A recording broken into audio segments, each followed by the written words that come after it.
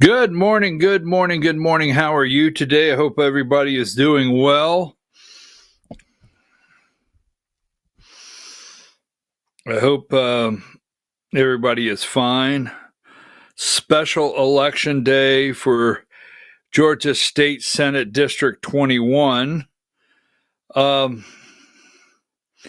I come in this morning and not from being out all night. Those days are long gone, right? So I came in this morning and I immediately started the day with a couple computer issues.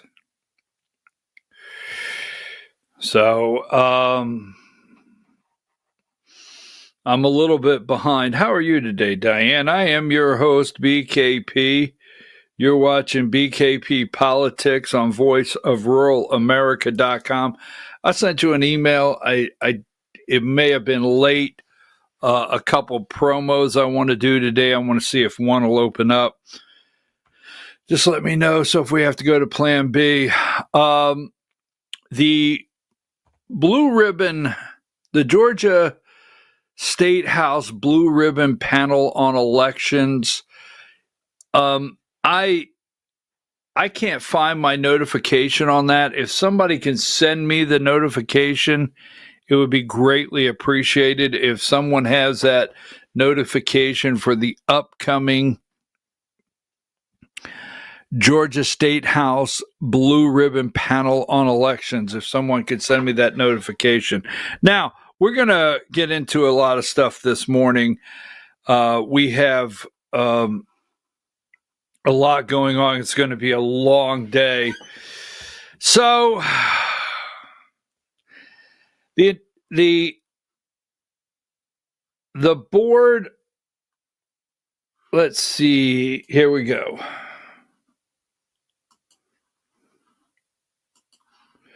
That's not it.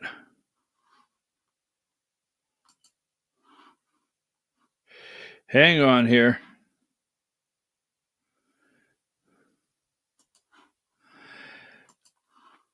So the Federal Reserve.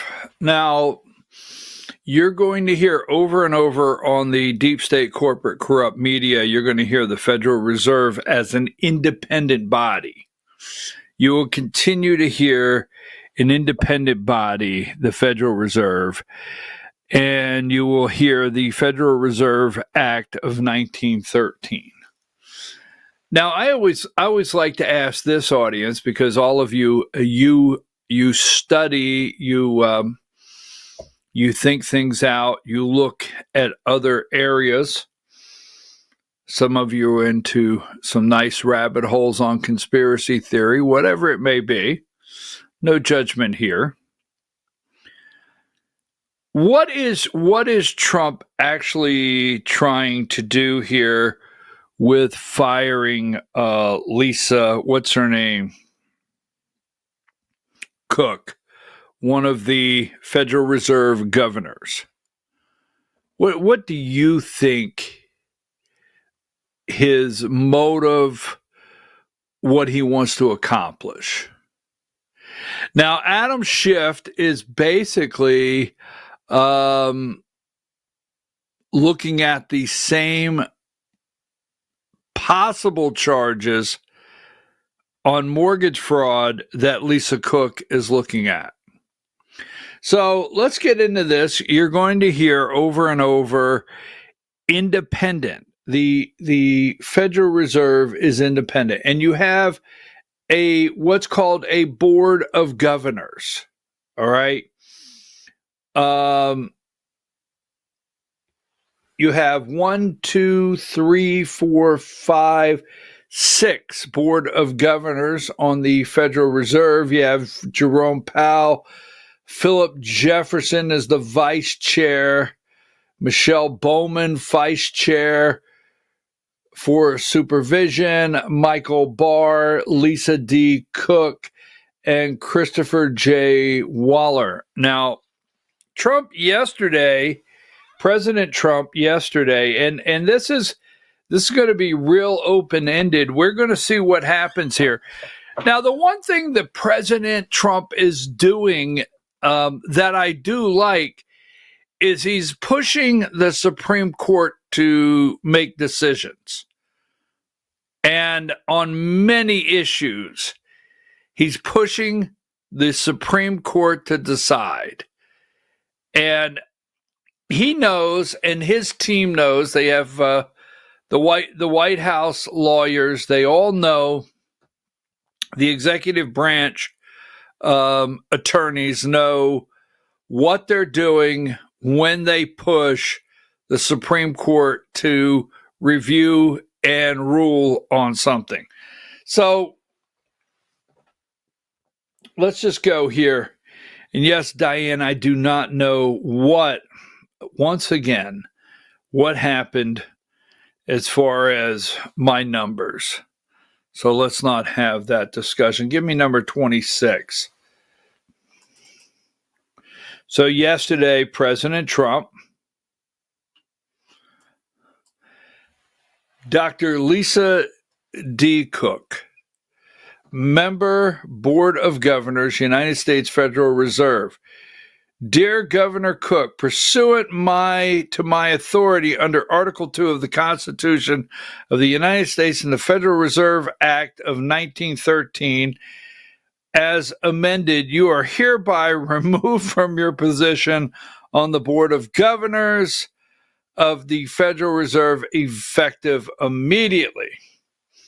As set forth in the criminal referral dated August 15th from Mr. William J. Pulte, Director of Federal Housing Finance Agency, to Miss Pamela Bondi, Attorney General of the United States. There is sufficient reason to believe you may have made false statements on one or more mortgage applications or agreements. For example, as detailed in criminal referral, you signed one document attesting that a property in Michigan would be your primary residence for the next year. 2 weeks later, you signed another document for a property in Georgia stating it would be your primary residence for the next year. It is inconceivable that you were not aware of your first commitment when making the second. It is impossible that you intended to honor both. Now, what happens here a lot of times, and I think what could be happening here is she did this back to back, knowing when she purchased the apartment in Atlanta that the records would not show digitally in Michigan as a primary residence. So what they're saying here is she claimed, all right, that the property in Michigan would be your primary residence. For 2 weeks later, you signed another document for a property in Georgia stating that it would be your primary residence. Now, you cannot do that, all right? There's a lot of things here. To some, this may sound like no big deal. But first of all, people much like this, let's go through here. Number 28. What you're going to hear all morning long or throughout the deep state corporate corrupt media is there was no cause. Did I even introduce myself this morning, Diane? Did I say good morning? You're watching BKP Politics on voiceofruralamerica.com. Good morning, Diane. I don't even know if I did that. I jumped right in here. Federal Reserve Governor ignites historic showdown as she refuses to leave her post after Trump becomes first president to fire a central bank official in 111 years. Oh, by the way, first African-American / Black female to be appointed to the Board of Governors. Now, that is Democrats, that's historic. So they're upset. It's almost like Ketanji Brown Jackson, or Ketanji, what's her name? Is that her name?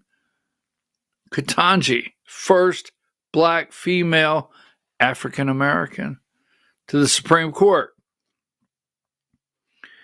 So Trump says, hey, you're out of here. Let me go with a couple more. Number 29, Fed governor says she will not resign after Trump's firing. Here's the New York Post. Number 31, right? When you say it is your primary residence, foreclosed, right? Trump fires mortgage reserve governor over mortgage fraud allegations, but she refuses to step down. She says, I'm not going anywhere. When you sign mortgage agreement documents, all right,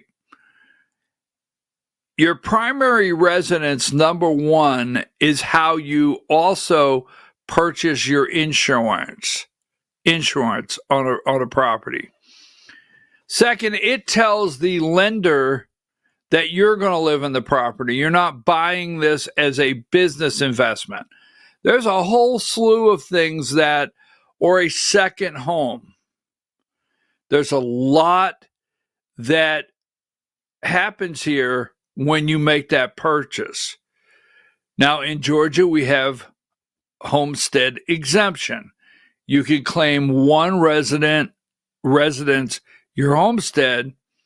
There's an exemption there, and your tax structure is different than a second property or investment property. Also, mortgage is different.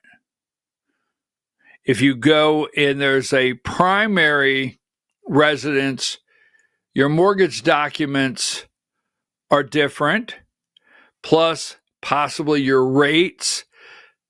Then also, where your primary residence is recorded is where you register to vote. Now, I don't know that she's registered in Michigan and registered in Atlanta, but according to documents filed in Michigan, her primary residence is there. She could say, that's my primary residence. That's where I'm going to register to vote. Same goes for Atlanta. There's a lot here that you and I would get in an enormous amount of trouble. Number one, you know better than to go sign a document, and when it says, will this be your primary residence, to say yes. You know better than that. She knows better than that. So give me number 32. By the way, Trump said he looks forward to meeting with Rocket Man again. Cook's firing comes after Federal Housing Finance Agency Director Bill Pulte accused the Federal Reserve Board member of falsifying bank documents and property records to secure better loan terms in a criminal referral. So this has been referred to Pam Bondi, number 33 for prosecution. Now, on the other hand, just so you know, when something is referred to, that's when the AG could look at it and say there's nothing to prosecute. That's a referral. You can have any agency in the United States, in your state. You have an attorney general. Any agency in the state can refer something to your AG's office, and that's a referral. But that doesn't mean once your AG office reviews everything, they follow through with it or find reason to go further. So just want to say, this is a referral to the Department of Justice concerning her and mortgage fraud.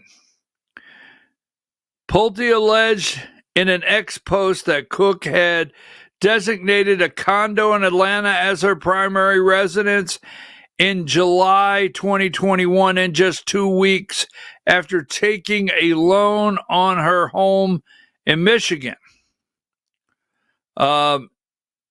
She said, which she also declared as a primary residence. Now, let me see what I have here, making sure. I just want to get a couple more of these documents up that are out there. Let's see, AJC 49. Now, CBS this morning, Georgia economist fired by Trump says she isn't leaving the Fed board. Says she's not leaving because they don't have cause. And she says that the Constitution says you have to have cause. So let's go with video. Let's go with Trump. I will fire her, video 12. You're going to fire Lisa Cook, the Fed governor, over her mortgage fraud? I'll fire her if she doesn't resign. Yeah, what she did was bad. So I'll fire her if she doesn't resign. I'll fire her if she doesn't resign. Now,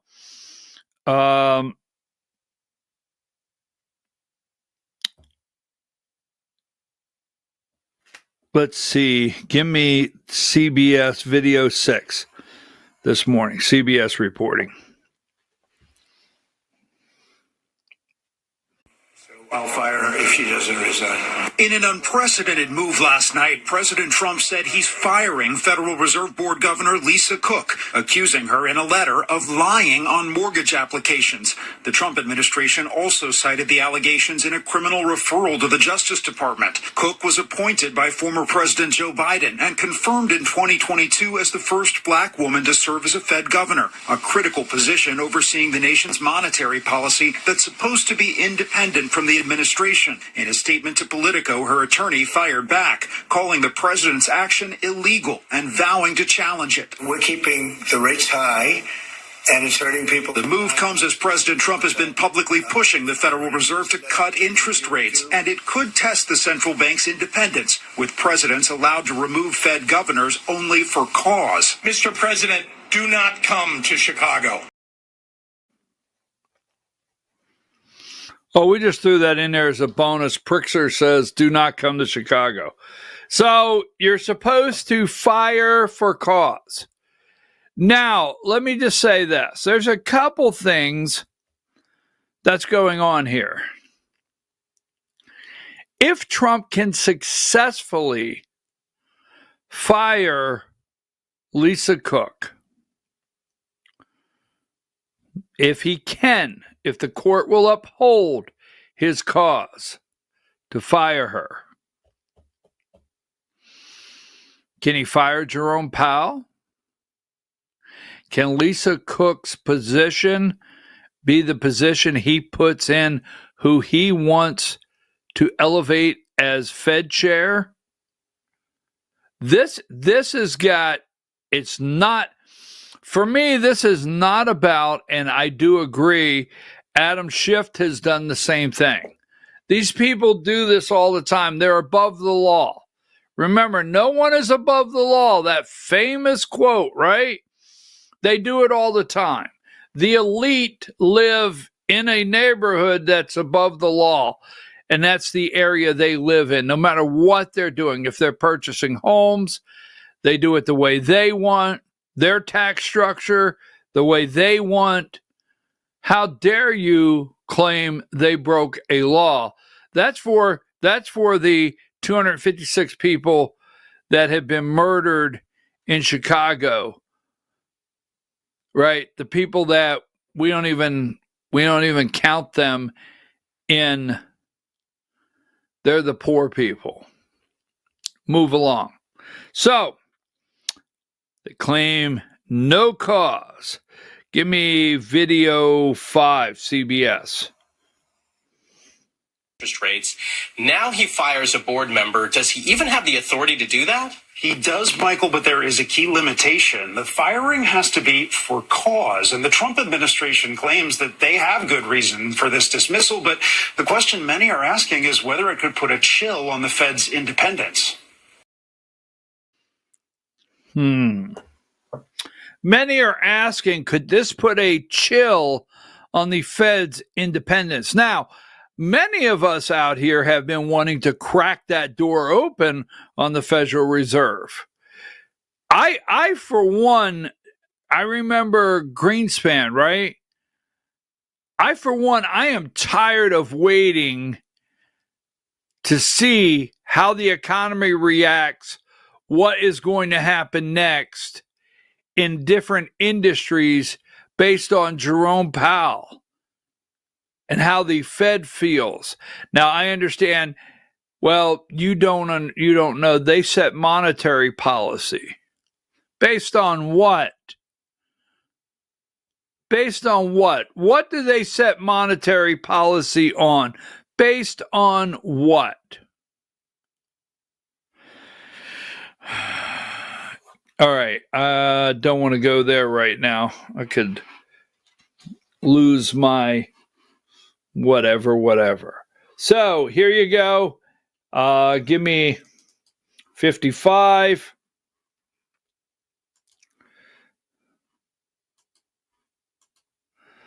Fed Governor Lisa Cook responds, I will not resign. President Trump purported to fire me for cause. For cause. When no cause exists under the law and he has no authority to do so, I will not resign. I will continue to carry out my duties to help the American economy as I have been doing since 2022. All right. Let me see what else I have here on this before I wrap it up. Boy, do we have a lot to do today. We have a lot every day. Here's CNN, number 83. Trump fires Fed governor and amid mortgage fraud allegations. And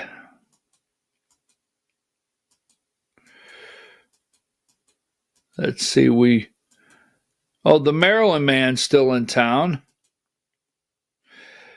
100 Trump tells Fed Gov Lisa Cook she's removed from position. And here you go. Here's the other one. We read this to you earlier. The Federal Reserve Act provides that you may be removed at my discretion for cause. I have determined that there is sufficient cause to remove you from the position. Let's see. I want to remember that one. I'm going to come back to 101. So, the independence of the Fed. Number 104, can Trump fire the governor? Right?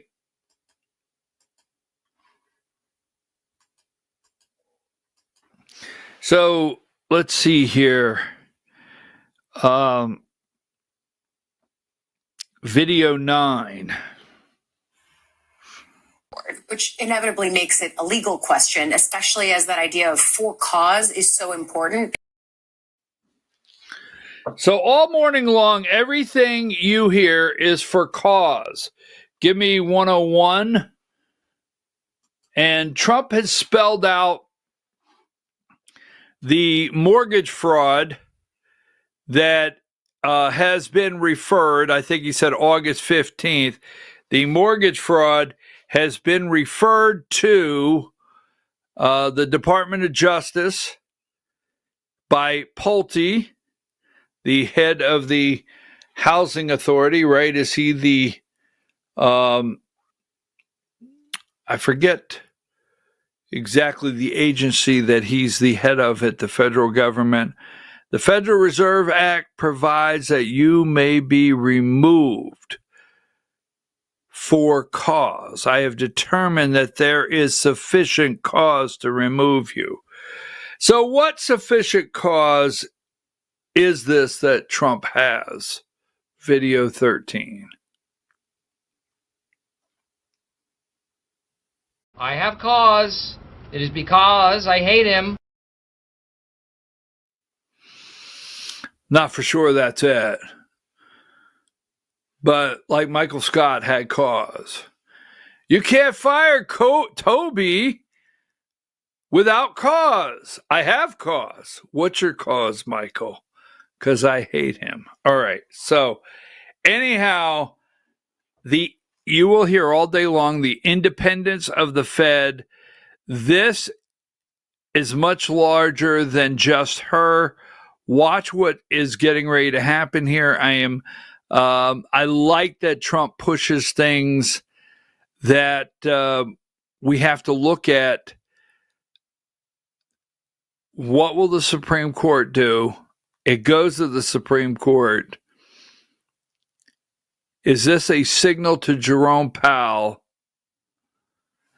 Trump pushing the limits. In fact, every day, here is the chyron of this morning on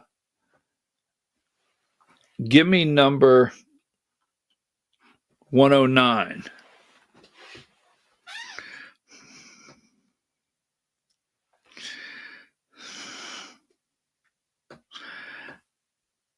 Escalating his battles every day.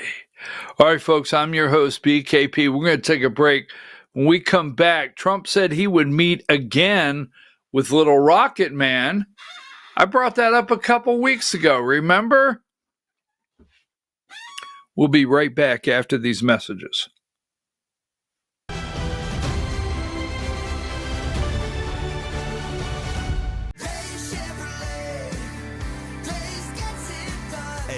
Chevrolet in Jasper, we're proud because for more than 65 years, we've built a legacy of trust for the families we serve. That's why 80% of our business comes from repeat customers and referrals. When you treat folks as well as we do, word is bound to get around. Dave's Chevrolet in Jasper, family first since 1959. Dave's Chevrolet, Dave's gets it done. Together, let's drive.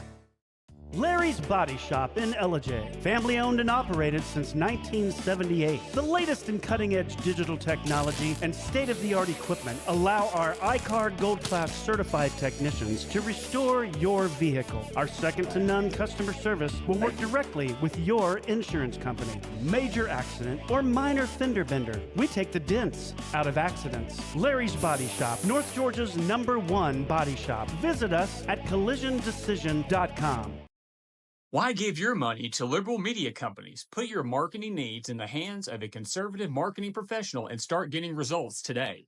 FYN Media Group, one of the top digital marketing agencies in Georgia, specializes in website design and hosting, social media promotion and management, and so much more. Visit FYNmediagroup.com or call 706-889-3564 for a free consultation.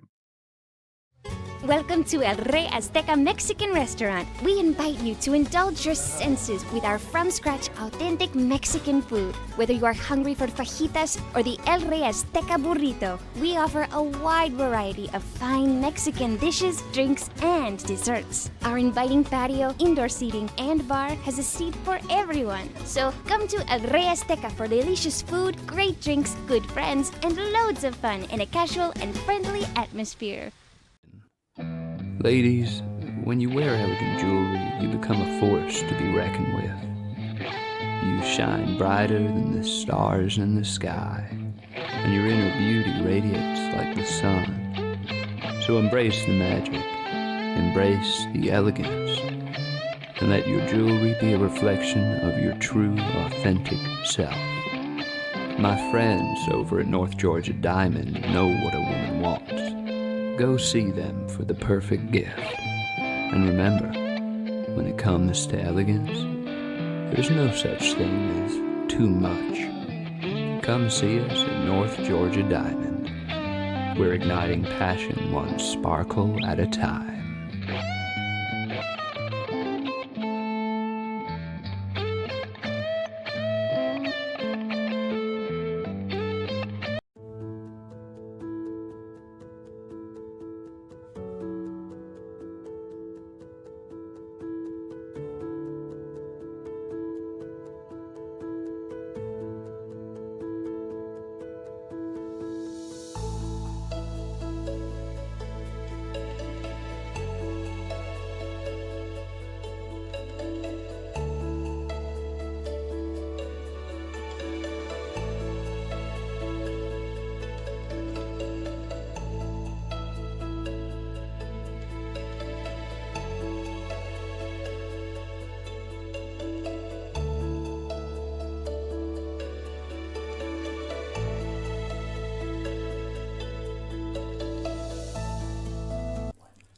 In 1981, Reed Nicholson began selling tires out of an old barn in Mineral Bluff. Little did he know that he had just laid the groundwork for the most trusted names in automotive services in the Blue Ridge area. In 1997, Nicholson Tire Center became what it is today, holding the same values of faith, family, and great customer service. 2 locations to serve you, and the Blue Ridge location is currently expanding to offer fast service and the largest U-Haul provider in Georgia. Nicholson Tire Center, Blue Ridge, and Mineral Bluff.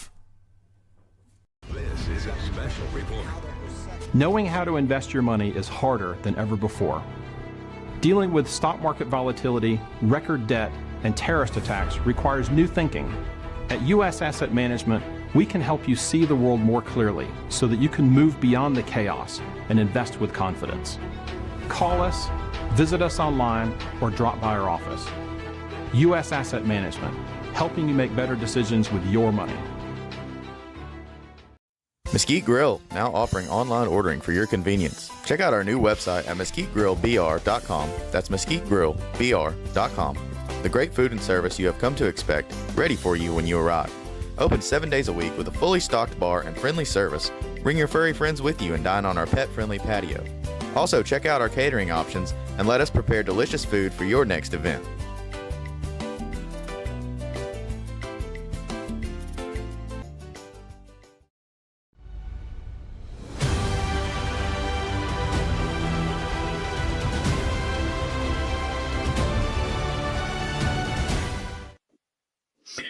Is this the beginning of the end of the Federal Reserve? That's one of the messages I've received. So that's a very, very open end. That's a very open end.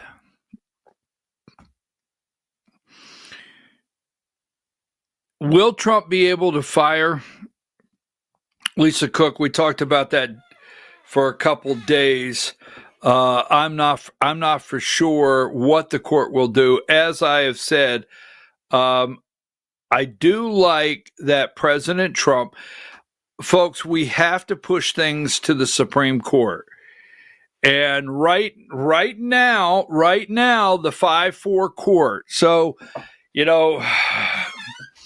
we're not getting now think about this, folks, where we would be. Because if we start breaking everything down, not everybody's happy. Not everybody's happy. I mean, I have some things I don't agree with. I don't agree with federalizing any corporation. I don't believe the federal government should have owned any of General Motors. I don't think Nippon Steel and U.S. Steel, I don't think we should have received one golden ticket like Willy Wonka and the Chocolate Factory, one golden share. I mean, this is very interesting. I don't support a government, socialist, communist, free market, capitalist, free U.S. market, that's who I am, capitalist, in owning stock in a private corporation. Anyhow, we'll talk about that in a minute. So, I'm your host, BKP. You're watching BKP Politics on voiceofruralamerica.com. Look, there's a lot of things around the world you're not pleased with. There's a lot of things in America, maybe even what President Donald J. Trump is doing you're not pleased with. But I will say this, okay? Don't forget. Is his name Don McGahn? Look it up. Don McGahn. Don't forget, Trump appointed Neil Gorsuch, right? Brett Kavanaugh, and Amy Coney Barrett. Don't forget that. Now, we all have our John Roberts issues, right? But we have Gorsuch, Kavanaugh, right? We have Amy Coney Barrett. We have Clarence Thomas. And then my favorite jurist. Now, he's my favorite living jurist. My favorite jurist of all time is, to study him, is Alito, Judge Samuel Alito, right? No, that's not who it is, right? Who's my favorite? What's his name? Anyhow. So, that being said, right? That being said, we have a Supreme Court right now that, for the most part, we're not doing bad. We're not doing Antonin Scalia. I got to get that straight. I can't move on. I have to get that straight. My favorite jurist is Antonin Scalia. All right. So, that being said, we will see what happens when this goes to the Supreme Court. It will go to the Supreme Court. We have the Georgia Hour coming up at 10 o'clock. The Georgia Hour every day, Monday through Friday. And that's 1 hour a day. If anything is happening around the state, first of all, I've got to thank every one of you for everything you send on a daily basis. You send so much stuff. Sometimes I don't get a chance to read it all, but I really enjoy it. And most of my research that I start to do is connected to many of the things that you send me. So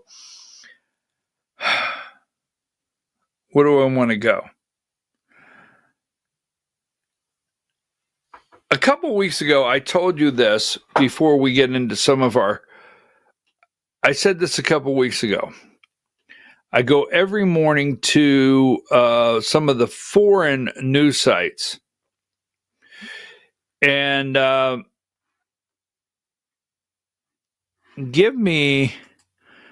on, let me see what I have here.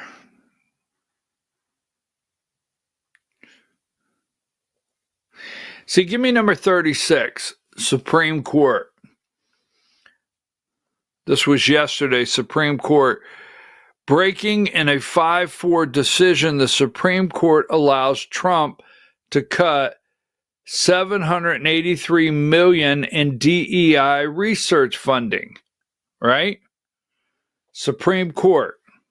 Keep that in mind. 37, the president,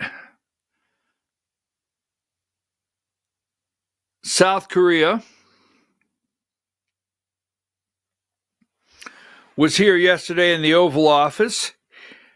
He was concerned a little bit because Trump had made a comment on social media, and he was concerned a little bit about having a Zelensky moment in the Oval Office. He was a little concerned that he would have a Zelensky moment. Here you go, number 30. South Korea's very good day in the Oval Office.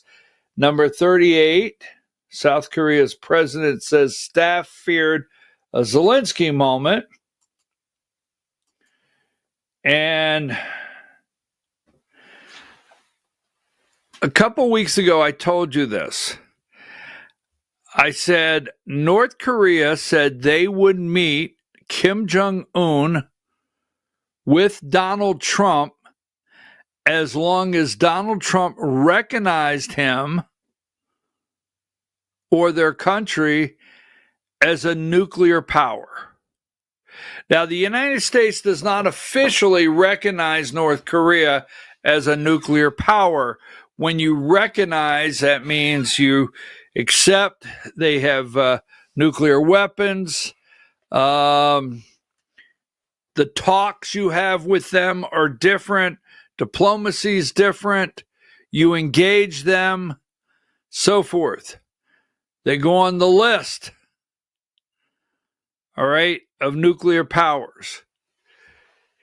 Kim Jong-un said if the United States recognized North Korea as a nuclear power weapon all right, that he would like to meet with Donald Trump. Now, don't forget, it was Bill Clinton and Madeleine Albright, Secretary of State Madeleine Albright, that flew over to North Korea, right? And handed out, or wherever she met. Didn't she go to North Korea and hand out, they met her at the bottom of the stairway there at the plane with the plastic Walmart flowers and gave them to her. Bill Clinton actually opened this door up on the way we deal with North Korea. Again, Donald Trump left with, how do we resolve this? Now, North Korea, the media, it really angers me not to waste time on history lessons. Give me number 41. This is from a North Korean website. Trump said he wants to meet with Kim Jong-un this year at talks with Lee Yang-meng. I don't know. South Korea's president. So here's the bottom line. There's a unification effort. North Korea wants to unify with the South using military effort to do it. There is no peace agreement between North and South Korea. Now, the media really got on my nerves this morning. Well, he brought up North Korea right in front of the South Korean president. Where is the best place? Why am I getting all frustrated here? Where's the best place to do this? Where would you prefer he do it? Who would you prefer get the message? Now,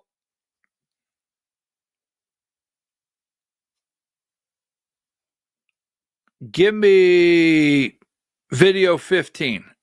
South Korean president, video 15. So resolving this issue through my engagement is not an easy thing. And the only person that can make progress on this issue is you, Mr. President. 대통령께서 피스메이커를 하시면 저는 페이스메이커로 열심히 지원하겠습니다. So if you become the peacemaker, then I will assist you by being a pacemaker.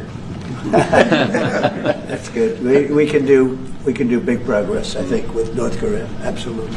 네, 북한에 대해서 큰 진전을 함께 이루어 나갈 수 있다고 믿습니다. Thank you for that help. The audience helps me all the time. Thank you so much. Okay, so they know. They know that North Korea is a threat, a nuclear threat, just over the demilitarization zone. There's a zone set up between North and South Korea. Trump walked over. Remember, he walked over the demilitarized zone, shook hands with Kim, had a meeting with Kim. I mean, even the South Korean president is saying the only one that can bring this kind of peace to the region would be you, Mr. President. Now, unifying South Korea, boy, that'd be interesting. There's no peace agreement. They are not at peace. The North and South are still officially at war. Give me, where's it at? Video 10. Another meeting with Kim Jong-un, repeatedly touting his great relationship with the North Korean dictator. He made those comments yesterday while sitting next to the president of South Korea in the Oval Office. The two discussed trade, security, and peace for the Korean Peninsula, with the South Korean president telling Trump that he was the only person who could solve tensions in the region. Would you go back to the DMZ to meet with the North Korean leader? I loved it. Remember when I walked across the line and everyone went crazy? especially Secret Service. I felt safe because I have a great relationship with Kim Jong-un. I hope it stays that way. I think it will. I have a very good relationship. I understand him. I spent a lot of free time with him talking about things that we probably aren't supposed to talk about. And, I get along with him really well. I think he has a country of great potential, tremendous potential. Is it possible you meet him this year or maybe next year? Well, I'm meeting a lot of people. I mean, it's hard to say that, but I'd like to meet him this year.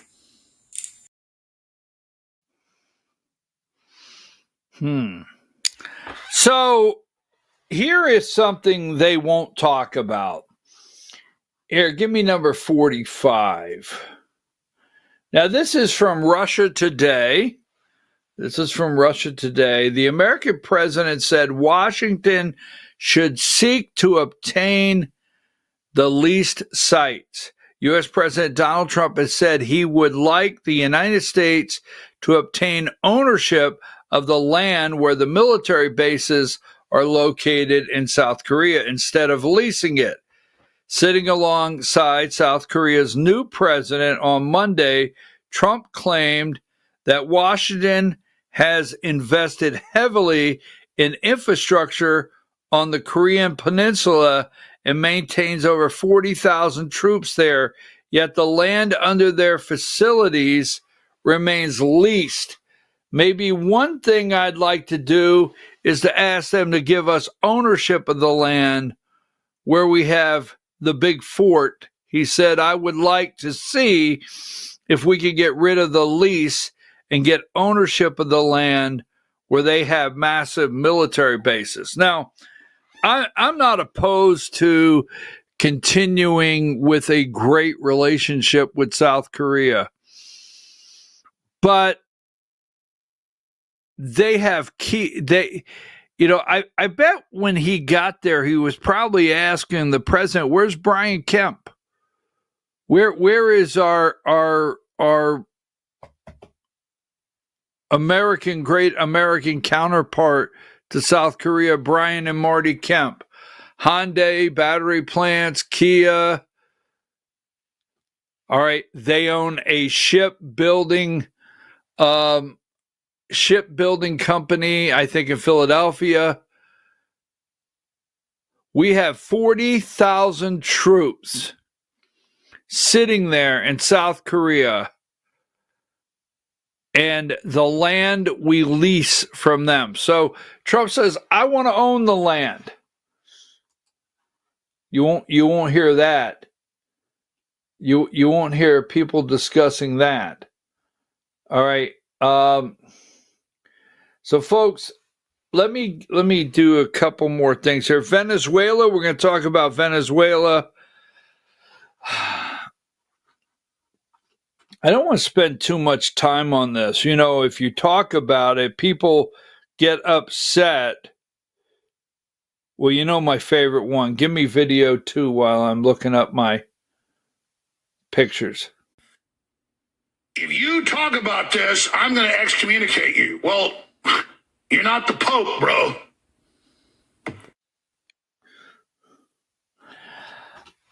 On these committees, subcommittees, and committee assignments, let me say this, all right? So, when I say you do understand, these committees that investigate things, the reason that when you go to Washington, D.C., these people want to get different committee assignments because you get paid different. You get payment for every committee you're on. Every committee you're on, you get payment. Now, if you're just a member of Congress and you go up there as a member of Congress and you vote when it's time for you to vote, you get so much money. But if you get on certain committees, and if you become a chair, a vice chair, however many committees you get on, you get different payments. That also goes for Georgia. That's why these people stay in line. When you go to Atlanta, when your lawmakers go to Atlanta, they want on every committee they can get on. That's where they get payments. And the more committees they are on, the much more lucrative it is, or there's much more interest from lobbyists to support them in monetary ways. They get paid. They get paid for these committees. Like every committee you see out there right now, they're going to write the legislation. The lobbyists write most of the legislation in America. Most of it, even in your states, the lobbyists write most of the legislation and they hand it to you. They're attorneys. This is what we want to pass. Now put it out there. Let the people start yelling. These are the things we will take out to lead them to believe that we, are listening. And here's what the governor said he will sign. That's the end of the story on that. So that being said, all right, this committee that has been set up for the Epstein files, I don't want to talk about it anymore other than to say it's completely been convoluted. It's I don't trust any of it. The ship has sailed of me ever trusting something the government says concerning Jeffrey Epstein any longer. Period. All right? Before I get to the Maryland man, give me in Chicago, give me number 93. Now, House Oversight subpoenas Epstein's estate, including for any client list. Give me video 1 from this past Sunday. I want to play a clip of this for you, Chris. Get your reaction. Take a listen. As far as I'm concerned, President Trump was always very cordial and very kind to me, and I just want to say that I admire his extraordinary achievement in becoming the president now, and I like him, and I've always liked him. And did you ever hear Mr. Epstein or anybody say that President Trump had done anything inappropriate with masseuses or with anybody in your world? Absolutely never. Absolutely never. Todd Blanche interviewing her, absolutely never. Now, I look you right in the eye and tell you, I don't know that President Trump, I don't really think President Trump did something as sleazy as these other people. But anything touching this now, 94, remember, I said this early on when Comer came out, nothing, absolutely nothing. You name one thing since they started the whole complete Jeffrey Epstein file debacle or lack of list, lack of putting out a file, everything's redacted.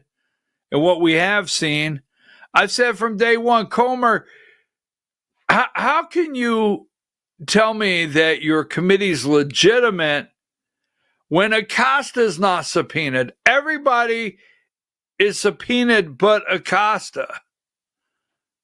It's all set up. Now, Alexander Acosta he was the Southern District of Florida attorney that gave Epstein the sweetheart deal, had the goods on him, the witnesses, everything, gave him a sweetheart deal. In return, I say in return, he became labor secretary in the Trump administration. There was so much backlash from his sweetheart deal he made Epstein, he ended up stepping down as labor secretary to get out of the light. 95, House committee to question former Trump official who oversaw Jeffrey Epstein's plea deal, right?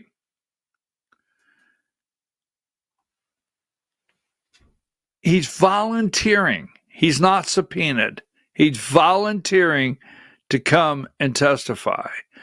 Nothing in this matter, to me, is on the up and up. Chicago, redistricting, Venezuela. We have a lot to work on this Tuesday morning, August 26th. A nice, cold, brisk Tuesday morning. Take a break.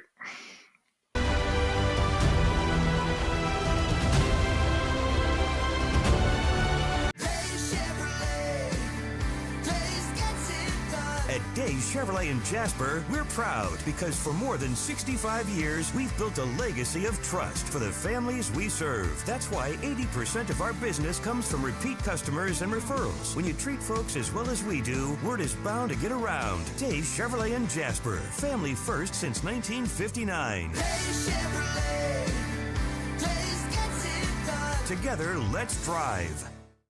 Larry's Body Shop in Ellijay. Family owned and operated since 1978. The latest in cutting-edge digital technology and state-of-the-art equipment allow our iCard Gold Class certified technicians to restore your vehicle. Our second-to-none customer service will work directly with your insurance company. Major accident or minor fender bender, we take the dents out of accidents. Larry's Body Shop, North Georgia's #1 body shop. Visit us at collisiondecision.com. Why give your money to liberal media companies? Put your marketing needs in the hands of a conservative marketing professional and start getting results today. FYN Media Group, one of the top digital marketing agencies in Georgia, specializes in website design and hosting, social media promotion and management, and so much more. Visit FYNmediagroup.com or call 706-889-3564 for a free consultation. Welcome to El Rey Azteca Mexican Restaurant. We invite you to indulge your senses with our from-scratch authentic Mexican food. Whether you are hungry for fajitas or the El Rey Azteca burrito, we offer a wide variety of fine Mexican dishes, drinks, and desserts. Our inviting patio, indoor seating, and bar has a seat for everyone. So come to El Rey Azteca for delicious food, great drinks, good friends, and loads of fun in a casual and friendly atmosphere. Ladies, when you wear elegant jewelry, you become a force to be reckoned with. You shine brighter than the stars in the sky, and your inner beauty radiates like the sun. So embrace the magic, embrace the elegance, and let your jewelry be a reflection of your true, authentic self. My friends over at North Georgia Diamond know what a woman wants. Go see them for the perfect gift. And remember, when it comes to elegance, there's no such thing as too much. Come see us at North Georgia Diamond. We're igniting passion one sparkle at a time.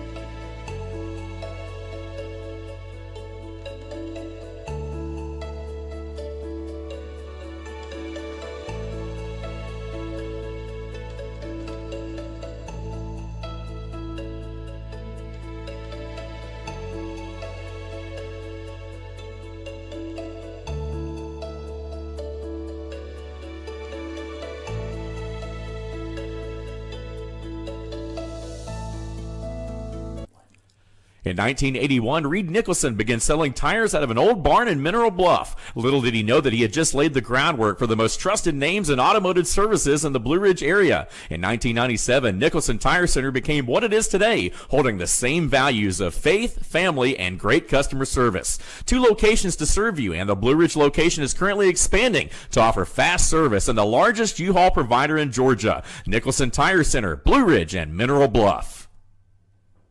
This is a special report. Knowing how to invest your money is harder than ever before. Dealing with stock market volatility, record debt, and terrorist attacks requires new thinking.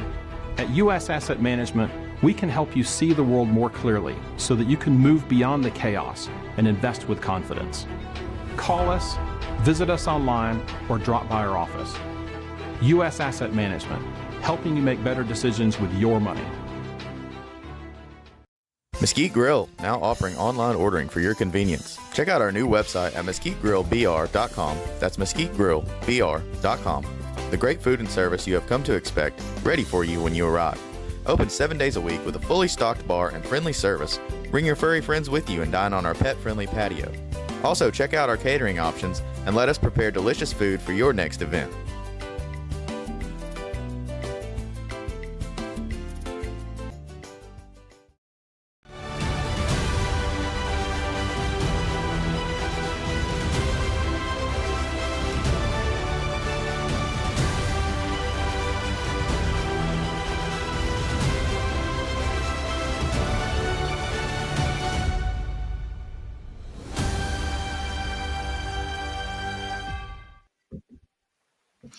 All right, folks, we're back. I'm your host, BKP. You're watching BKP Politics on voiceofruralamerica.com. Cause for termination is a serious, justifiable reason for an employer to dismiss an employee without notice or severance, often involving misconduct such as fraud, theft, dishonesty, or substantial failure to perform job duties. All right.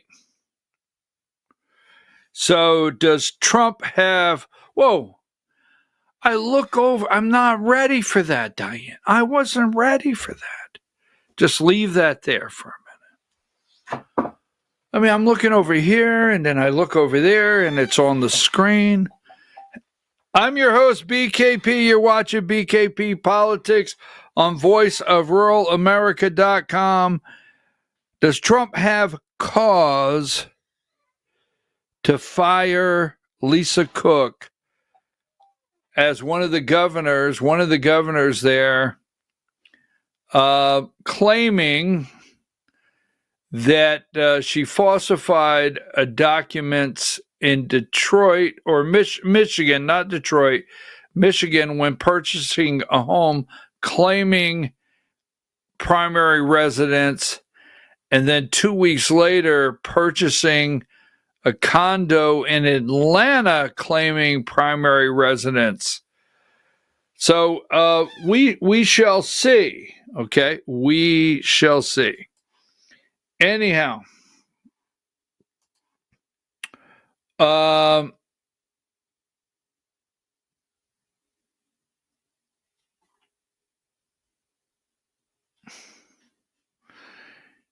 let's see here. Now, Diane, I am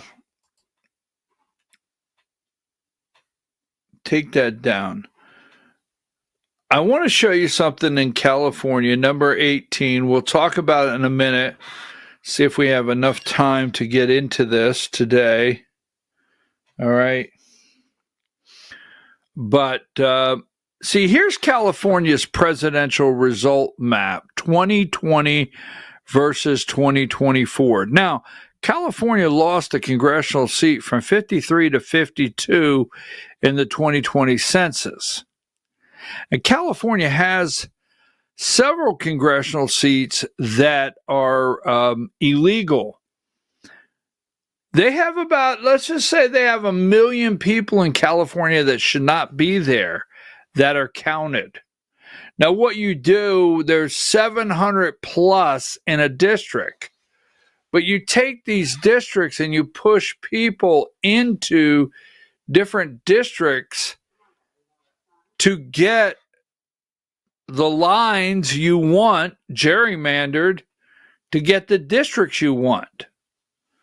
California has probably about 3 illegal districts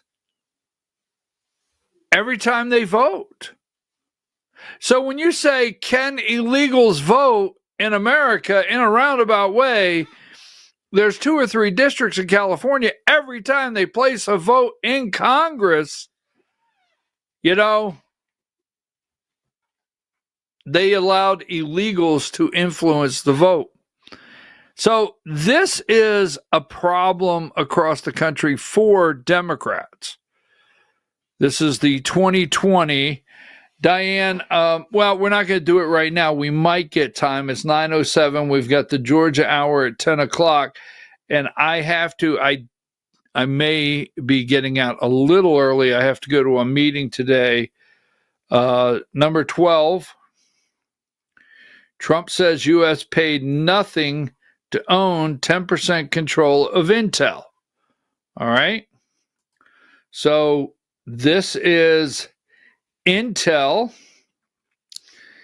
And wanted to show you something else as far as that's concerned. That's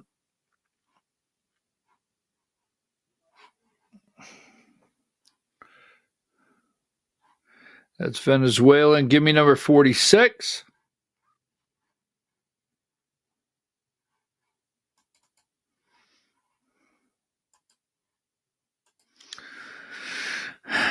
After U.S. takes stake in Intel, Trump pledges many more deals. 3 days after the United States agreed to acquire a stake in the chip maker Intel, President Trump signaled on Monday that he would pursue similar investments in other major companies, describing the new economic strategy as an attempt to get as much as I can. Give me number 47. Mr. Trump's pledge underscored a significant and potentially risky shift in the relationship between government and private enterprise. The president's strategy came in fuller view on Friday after the administration announced a 10% stake in Intel, right? A beleaguered technology giant once viewed as the beating heart of Silicon Valley. Now, don't forget, now Trump's not the first one to push this envelope. The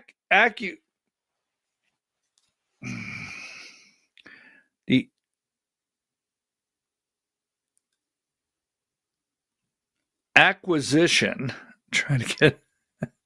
the acquisition of Intel stock is the most notable, all right, invention in private business since the aftermath of the 2008 financial crisis, when the U.S. government stepped up to rescue Chrysler, General Motors from collapse. But as it also fits an emerging pattern under Mr. Trump, who recently tried to extract favorable concessions when corporate leaders have needed his help. Remember this right here, number 48. We'll leave this right now.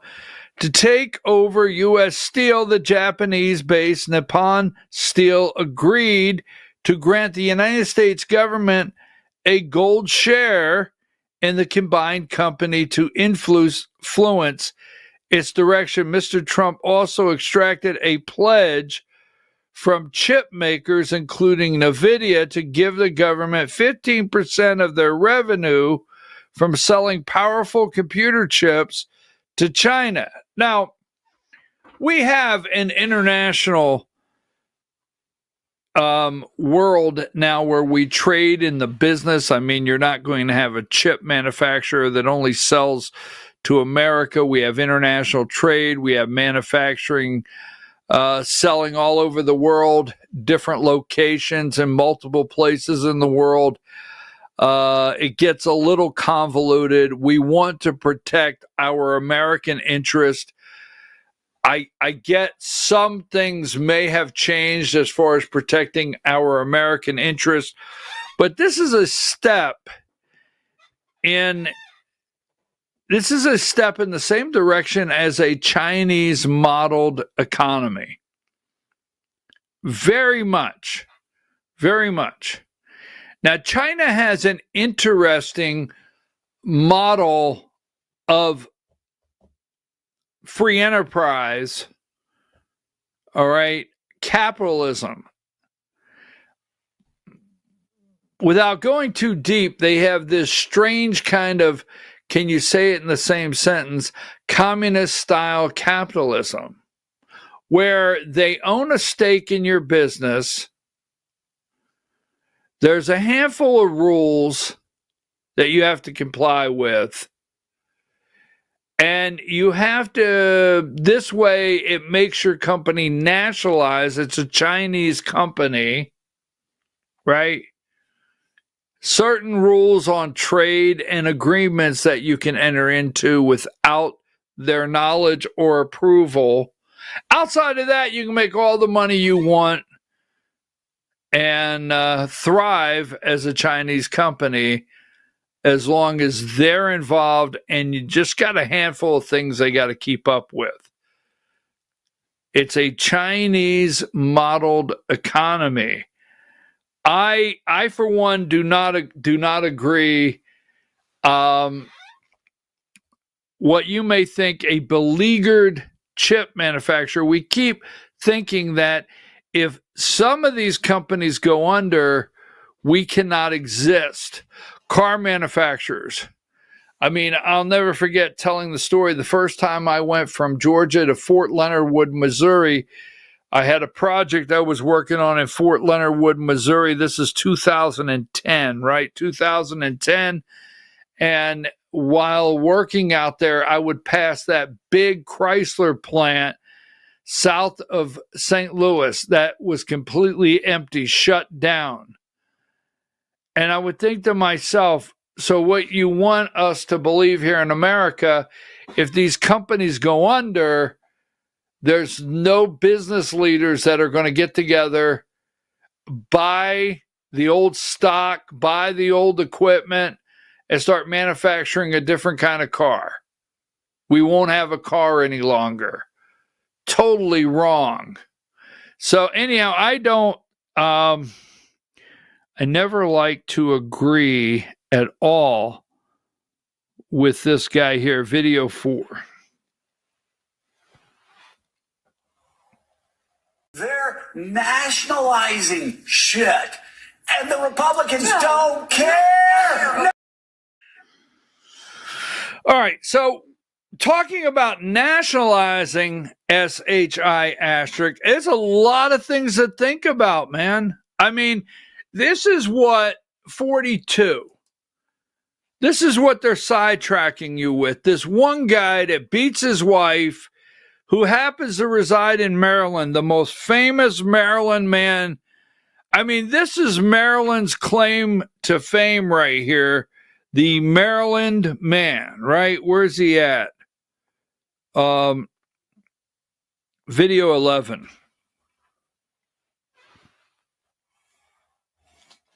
A judge ordered he must remain in the U.S. while his case plays out, thus temporarily forbidding the Trump administration from deporting him to Uganda. The Maryland man was granted parole last Friday and the Maryland man, a man that beats his wife, human trafficking, just the bad guy. He's not a good guy, but everything in America is sidetracked. So I don't give a damn. I don't want to know Abrero Garcia's name. Put his ass in Uganda, wherever they're sending him, lower courts. This is the stuff they're sidetracking. And I have a question. Are you, and I really want to know this, the National Guard going... All right, so what they're doing is they're finding people that are very supportive of the president sending the National Guard. That's how it starts, all right? 105. Can Illinois officials stop Trump from sending troops? You got to pay attention to this, folks. Pritzker sends a warning. Pritzker sends warning to Trump on National Guard threat. Do not come to Chicago. Don't come to Chicago. We're not open. Video 7. Mr. President, do not come to Chicago. Meanwhile, the war. 102. This is Pritzker, J.B. Pritzker. Now, he's a billionaire, right? You have Newsom in California worth a lot of money. Is President Trump highlighting dangerous cities, highlighting crime? Is this where he needs to go? What happens when they start talking to Kennedy and Johnson about Louisiana, New Orleans, Shreveport, and these other areas in New Orleans, the crime there, in small cities across America? Because I'm going to show you what I have a little bit of concern about. Give me number 92, Trump's crime crackdown. What is number 90? What is a specialized National Guard unit? Give me number 89. Here's the cities targeted for National Guard deployment: Chicago, Baltimore, New York, Oakland, and Los Angeles. Now go back to that last pick. What is there you go. What is a specialized National Guard unit? Right? 87, here's Brandon. Isn't this the mayor of Chicago? Let's go with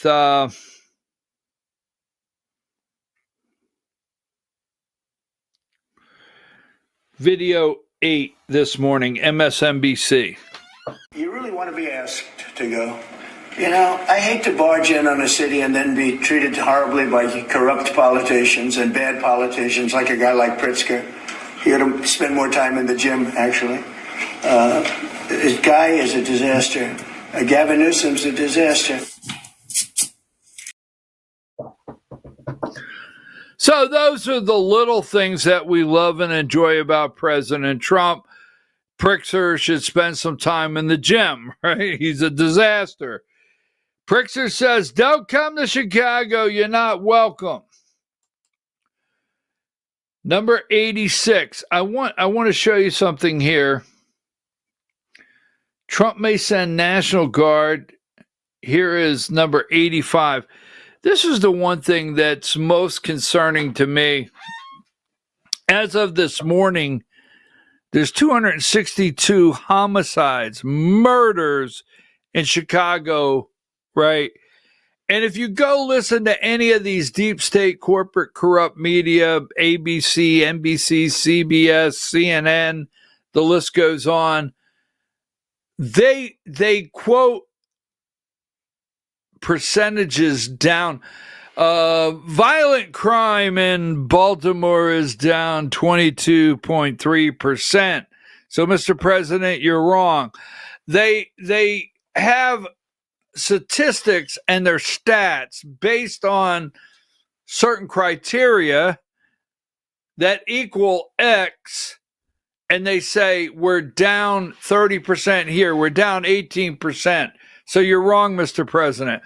So 262. Let's say we go down next year at this time, 258. It's 262. If we go down to 258 this time next year, there'll be someone on TV saying homicides are down. The statistics are showing us right now we're down X amount of percent, 12%. But it's still like 258 dead. And let me say this. I brought up yesterday, I've got to get to the registration. But I brought this up yesterday, right? Let's see, where was it at? Chicago is 262, Baltimore 143, Atlanta 30, Memphis 97, Detroit 81, LA 61, New York City 201, Philadelphia 1,000 just in those areas alone. 1,000. Keep in mind,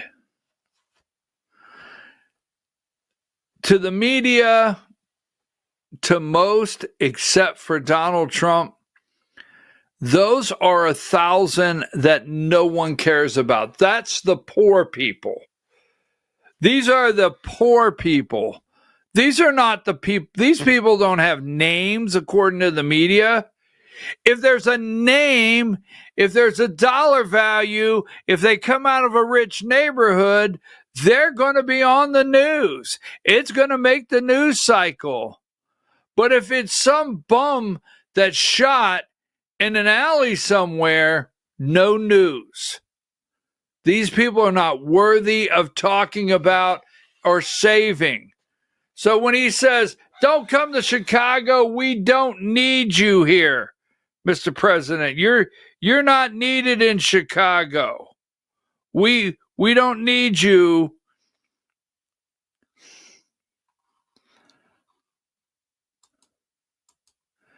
These are the people that are being killed. Give me number 80. I will tell you this. Why are we creating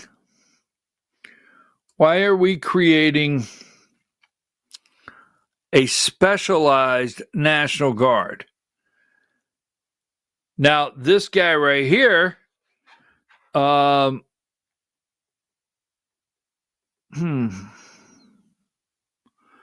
thought I had, well, I don't have it. He called it a cult. He called it a cult right here. Not a cult. I'm sorry. This guy right here, give me number 80. When he was on this morning, I don't have the video. But he made reference that the Specialized National Guard, you will start hearing, I apologize for what I said, you will start hearing coup. That Trump's setting up a coup that's going to take place. You're going to continue to hear that. All right, folks, let's take a break. When we return, we have to look at Republican numbers, California, and some things going on in Ukraine, and get ready for the Georgia Hour. Take a break.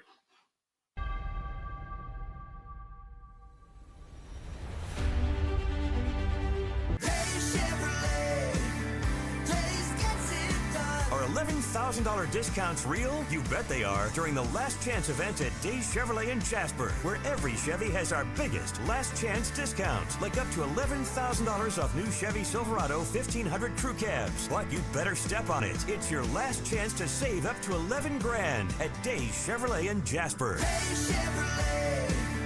Days gets it done. Together, let's drive. Larry's Body Shop in LJ. Family owned and operated since 1978. The latest in cutting-edge digital technology and state-of-the-art equipment allow our iCard Gold Class certified technicians to restore your vehicle. Our second-to-none customer service will work directly with your insurance company. Major accident or minor fender bender, we take the dents out of accidents. Larry's Body Shop, North Georgia's #1 body shop. Visit us at collisiondecision.com. Why give your money to liberal media companies? Put your marketing needs in the hands of a conservative marketing professional and start getting results today. FYN Media Group, one of the top digital marketing agencies in Georgia, specializes in website design and hosting, social media promotion and management, and so much more. Visit FYNmediagroup.com or call 706-889-3564 for a free consultation.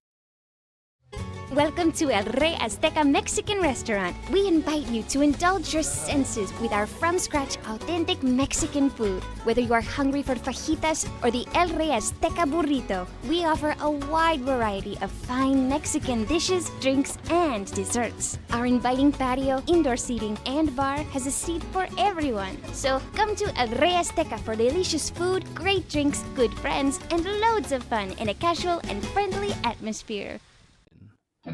Ladies, when you wear elegant jewelry, you become a force to be reckoned with. You shine brighter than the stars in the sky, and your inner beauty radiates like the sun. So embrace the magic, embrace the elegance, and let your jewelry be a reflection of your true, authentic self. My friends over at North Georgia Diamond know what a woman wants.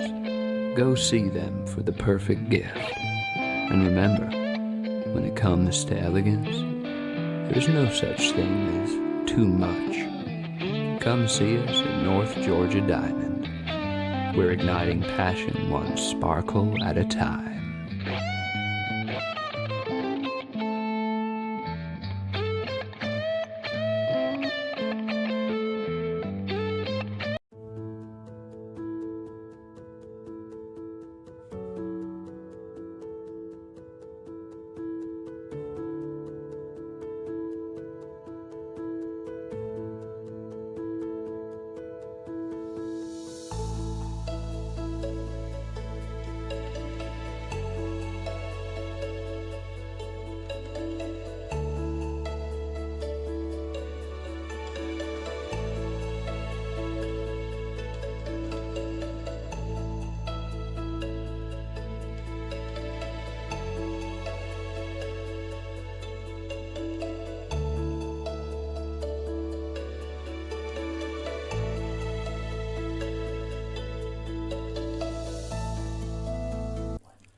In 1981, Reed Nicholson began selling tires out of an old barn in Mineral Bluff. Little did he know that he had just laid the groundwork for the most trusted names in automotive services in the Blue Ridge area. In 1997, Nicholson Tire Center became what it is today, holding the same values of faith, family, and great customer service.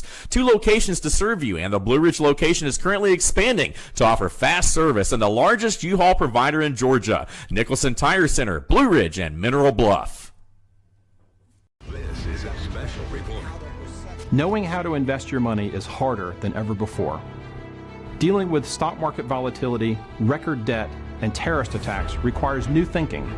At U.S. Asset Management, we can help you see the world more clearly so that you can move beyond the chaos and invest with confidence. Call us, visit us online, or drop by our office. U.S. Asset Management, helping you make better decisions with your money. Mesquite Grill, now offering online ordering for your convenience. Check out our new website at mesquitegrillbr.com. That's mesquitegrillbr.com. The great food and service you have come to expect, ready for you when you arrive. Open 7 days a week with a fully stocked bar and friendly service. Bring your furry friends with you and dine on our pet-friendly patio. Also, check out our catering options and let us prepare delicious food for your next event.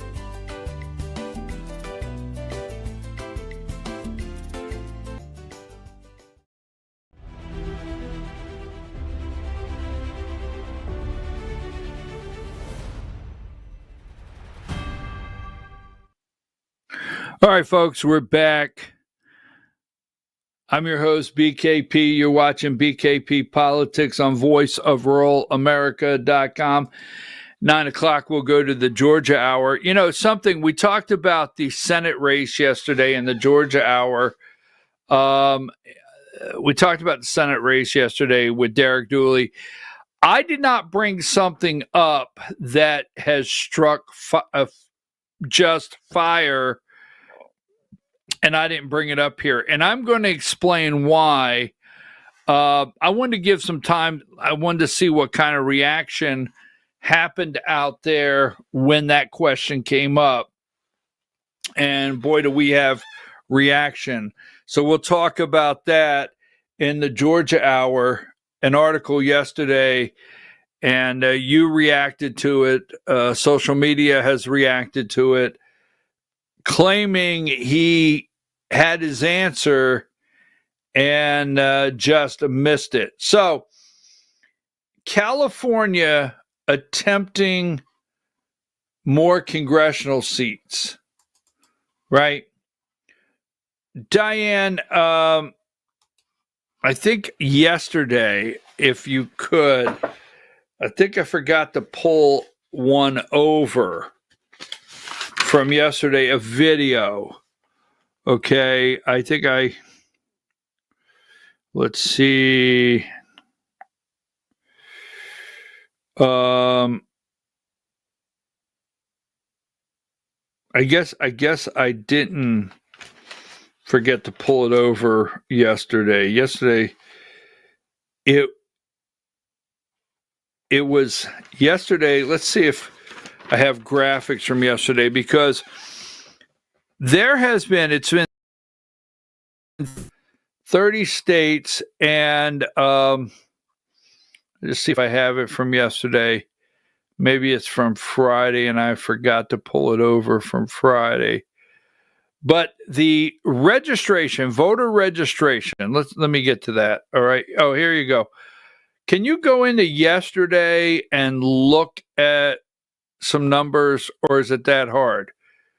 If I called the number from yesterday, can you get it, or is that a problem? Like if I say, I want 96, 97, 98, 99, and 100, is that a problem? If that can be done, I want 96 from yesterday. Like I said, on that one. Give me a second. All right. So here's the thing. What is happening across the country? We have talked about redistricting over and over, and I'm going to show you a couple graphics that were put up this past weekend, and I didn't get to it, and I don't want to pass it up, and I appreciate so much you doing this, Diane. This is off the cuff. But the last election, the shift and what has happened. So here you go. This is from Saturday. This is new Texas House map. Republicans +5. Now, not that there was a major gain, but Hispanics voted for Trump.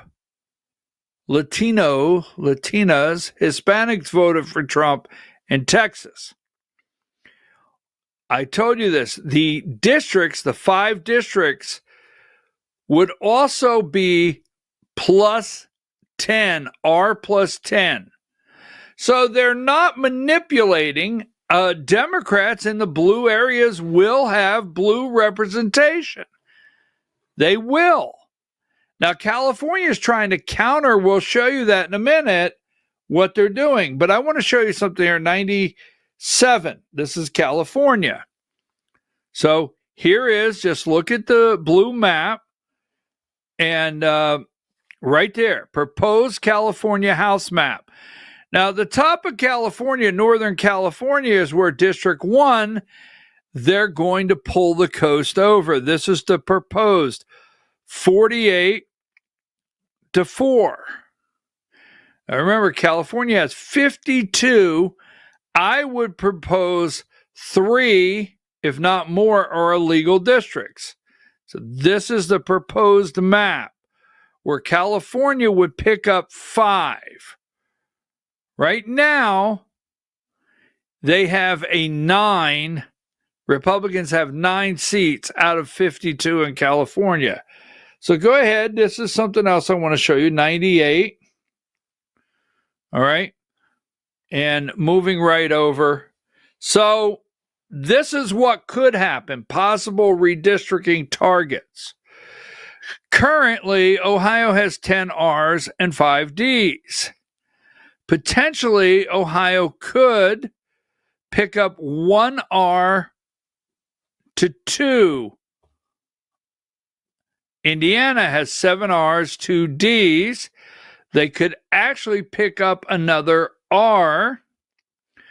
Missouri, 6 R's, 2 D's, could possibly pick up 1 Republican seat. Florida, 20-8. They haven't determined that yet. Illinois, 14-1. Maryland, 7-1. D plus 1. Now, here is what's happening with California. And here's what's happening, the difference in Texas. Texas, Ohio, Indiana, Missouri, Florida. The nation voted Republican. When you lay the map over, right, many of you, there's T-shirts out there. Many of you have T-shirts that, can you hear me now? Where the majority of the country geographically is red.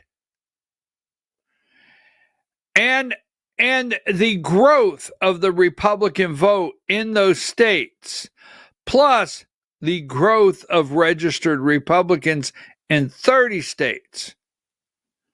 All Ohio and Indiana, Missouri, Florida, Texas, all they are doing is increasing red areas that would make a new district. That's it. Texas is not gerrymandering a Democrat out of a blue area. A blue area is a blue area. If you're in Texas and you're in a hot blue area, you're represented. Now, we can't guarantee you every state would only have red and blue areas of representation, but you're represented. You still have a Democrat in Dallas. You still have a Democrat out in Houston. You'll have a Democrat. But see, California, Illinois, they are trying to draw all the way around their increased Republican vote. This is where they have a serious problem. Now, go to the next one, 99. And I want to show you something here, all right? This is, they're trying to show you a comparable. George Bush the second there, George W., 2006, the midterm. He lost 30 seats. 2010, the midterm. Now look at this. This is historic. 2010, Democrats lost 63 seats with Barack Obama. Remember when, and this is why I want to caution you, remember when in 2010, and the massacre that evening, that Tuesday night, of Democrats losing 63 seats, all the articles that can Democrats regain? Are they through? In 2014, they lost another 13 seats. Is the Democrat Party over? Right? many thought. So I want to just caution you. I want to caution you that folks, the Democrat Party is not over. It's not. Now, in 2018, here is one of the major concerns. The midterms seem to always, you do lose House seats. All right? In the midterms. You do lose House seats in the midterms. And that being said,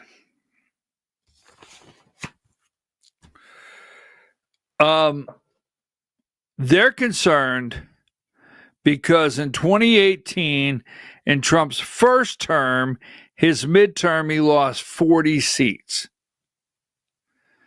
In 2022, one thing I want you to notice, Biden only lost 9 Democrat seats. Now, 2006, midterm 30, 16, 13, 63, 13, 40, Biden 9, that's it.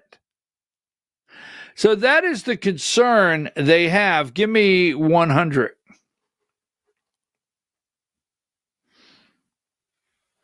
Democrat voter registration. All this is going together. Now, there's only 30 states. So when you see the 4-point-something million, right, new Republican voters, and that Republican registration is outpacing Democrats, and Republicans now have a lead. I think it's only 30 states. Yes, we have 48 states. I get that. But that's only 30 states. Hold on. I thought I had something yesterday. Let me double check. No, I don't. I thought yesterday I had this clip right here. But that's only 30 states because they have closed primaries. The primaries are closed. You have to register Republican or Democrat. So that being said, you see Arizona Democrat voter registration is down 3.8%. Nevada 8.4%. North Carolina 5.1%, and Pennsylvania Democrat registration is down 3.6%. That's not counting the rest of the states where you don't register party affiliation. Now, when I say that, the reason I say that is keep in mind, people are not registering basically Republican. They're registering the party of Donald Trump. Don't forget that. They're registering the party of Donald Trump. Now, it's almost time for the Georgia Gang. Not the Georgia Gang. That's on Sundays. That's that show I don't watch on Channel 5. That's that show I used to watch with Dick Williams, the bow tie guy. All right, it's almost time for the Georgia Hour. Yesterday, Chris Christie, Trump, I've got to play this only because I just have to play it. Remember I showed you this yesterday? Where's it at? Let me go through. I've got to go through here for a couple. Here you go, 15. Let me show you this, 15. Here is California 1 and 2. They're both Republican currently. All right, you see 1 and 2. This is from today. Thank you. All right, they want to take away the center of the state and create these Democrat districts. Oh, I'm sorry, that's the proposed maps. Here is the current one, 16. You'll see 16. Here is 1. And you see, they want to reach all the way around on the coast. But look at where if you look at that is the current. Now lay 24, number 18. I think, all right, see the red up at the top? You see the blue? Go back in 2020, number 16. I'm sorry, number 15. Go to 15. You see how District 1 and District 2, they want to reach down into the blue areas with all of that Republican vote? So anyhow, let me get to Venezuela. As you well know, right now Maduro is asking Venezuelan citizens to sign up so they can have a battle with the United States when necessary. Here's one I don't want to go. 107 Cracker Barrel claims they've apologized. Let's see if their stock accepts it. Here's one of a little interest. 108. Southwest changes policy for plus-size passengers. You have to buy 2 seats. If you can't get clicked in your seat, you got to buy 2. Now, if you go and there's an empty seat available, you can get a refund. You can get that seat for free. Just saying. They're changing their policies for plus size. Plus size. I think what they ought to do is they ought to go through the airport and measure asses and then do an average.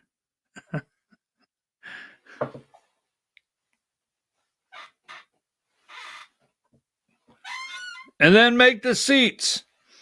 Video 14. Look, Chris is a slob. Everybody knows it. I know Chris better than anybody in the room. I always felt he was guilty. But what he did is he took the George Washington Bridge, which is very serious. He closed down the George Washington Bridge. And you had medical people, you had ambulances caught up. This thing was closed down. And obviously he knew about it. But he blamed the young lady that worked for him and another person, and they got into a lot of trouble. She ultimately was, I don't know, exonerated, but she got out of it a little bit. But she went through hell. She was a young mother, nice person. I knew her a little bit. And another man went to jail, and Chris got off. And so when I listen to Chris speak his hate, I say, oh, what about the George Washington Bridge? Tell me about the George Washington Bridge. He blamed other people, but he knew all about it. So no, I don't know if they want to look at it. It's not for me. If they want to look at it, they can. You could ask Pam. I think we have other things to do, but I always thought he got away with murder. There's something there. Don't forget, Christopher Wray, Chris Christie, George Washington Bridge. I think Christie got away with it. All right, folks, it's almost time for the Georgia Hour at 10 o'clock. But before we go to the Georgia Hour, if you haven't already, make sure you download the Rumble app. It's free, simple to use, and the best way to stay connected to the content you want. Once you got it, search for my channel and hit follow. That way you'll get a notification every time we go live. No missed shows, no extra steps. You can grab it right now using the link in the description or the pinned live chat.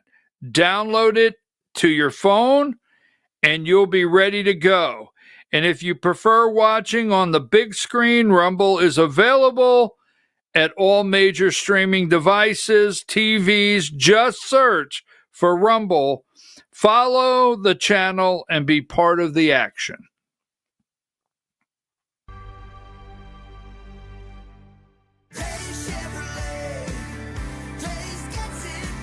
$11,000 discounts real? You bet they are during the Last Chance event at Days Chevrolet in Jasper, where every Chevy has our biggest Last Chance discounts, like up to $11,000 off new Chevy Silverado 1500 crew cabs. What, you better step on it. It's your last chance to save up to $11 grand at Days Chevrolet in Jasper. Days Chevrolet.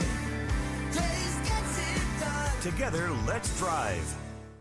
Larry's Body Shop in Ellijay. Family owned and operated since 1978. The latest in cutting-edge digital technology and state-of-the-art equipment allow our iCard Gold Class certified technicians to restore your vehicle. Our second-to-none customer service will work directly with your insurance company. Major accident or minor fender bender, we take the dents out of accidents. Larry's Body Shop, North Georgia's #1 body shop. Visit us at collisiondecision.com. Why give your money to liberal media companies? Put your marketing needs in the hands of a conservative marketing professional and start getting results today. FYN Media Group, one of the top digital marketing agencies in Georgia, specializes in website design and hosting, social media promotion and management, and so much more. Visit FYNmediagroup.com or call 706-889-3564 for a free consultation. Welcome to El Rey Azteca Mexican Restaurant. We invite you to indulge your senses with our from-scratch authentic Mexican food. Whether you are hungry for fajitas or the El Rey Azteca burrito, we offer a wide variety of fine Mexican dishes, drinks, and desserts. Our inviting patio, indoor seating, and bar has a seat for everyone. So come to El Rey Azteca for delicious food, great drinks, good friends, and loads of fun in a casual and friendly atmosphere.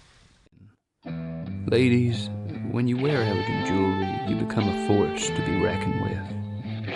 You shine brighter than the stars in the sky, and your inner beauty radiates like the sun. So embrace the magic, embrace the elegance, and let your jewelry be a reflection of your true, authentic self. My friends over at North Georgia Diamond know what a woman wants. Go see them for the perfect gift. And remember, when it comes to elegance, there's no such thing as too much. Come see us at North Georgia Diamond. We're igniting passion one sparkle at a time.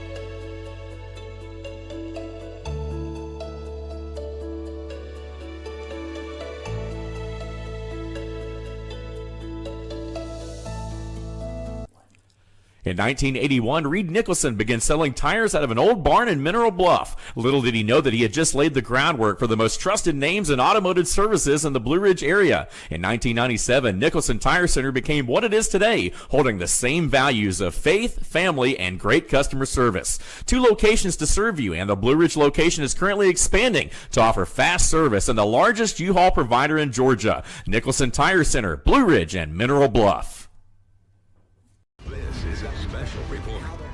Knowing how to invest your money is harder than ever before. Dealing with stock market volatility, record debt, and terrorist attacks requires new thinking.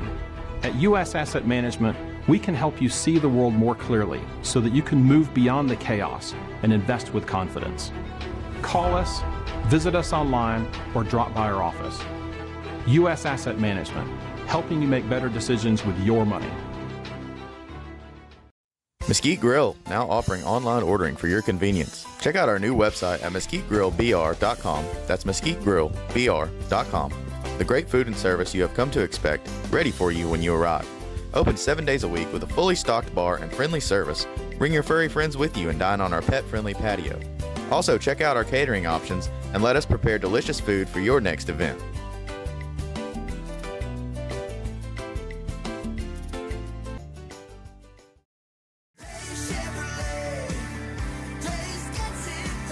$11,000 discounts real? You bet they are during the Last Chance event at Days Chevrolet in Jasper, where every Chevy has our biggest Last Chance discounts, like up to $11,000 off new Chevy Silverado 1500 crew cabs. What, you'd better step on it. It's your last chance to save up to $11 grand at Days Chevrolet in Jasper. Days Chevrolet. Days gets it done. Together, let's drive. Larry's Body Shop in Ellijay. Family owned and operated since 1978. The latest in cutting-edge digital technology and state-of-the-art equipment allow our iCard Gold Class certified technicians to restore your vehicle. Our second-to-none customer service will work directly with your insurance company. Major accident or minor fender bender. We take the dents out of accidents. Larry's Body Shop, North Georgia's #1 body shop. Visit us at collisiondecision.com. Why give your money to liberal media companies? Put your marketing needs in the hands of a conservative marketing professional and start getting results today. FYN Media Group, one of the top digital marketing agencies in Georgia, specializes in website design and hosting, social media promotion and management, and so much more. Visit FYNmediagroup.com or call 706-889-3564 for a free consultation. Welcome to El Rey Azteca Mexican Restaurant. We invite you to indulge your senses with our from-scratch authentic Mexican food. Whether you are hungry for fajitas or the El Rey Azteca burrito, we offer a wide variety of fine Mexican dishes, drinks, and desserts. Our inviting patio, indoor seating, and bar has a seat for everyone. So come to El Rey Azteca for delicious food, great drinks, good friends, and loads of fun in a casual and friendly atmosphere. Ladies, when you wear elegant jewelry, you become a force to be reckoned with. You shine brighter than the stars in the sky, and your inner beauty radiates like the sun. So embrace the magic, embrace the elegance, and let your jewelry be a reflection of your true, authentic self. My friends over at North Georgia Diamond know what a woman wants. Go see them for the perfect gift. And remember, when it comes to elegance, there's no such thing as too much. Come see us at North Georgia Diamond. We're igniting passion one sparkle at a time.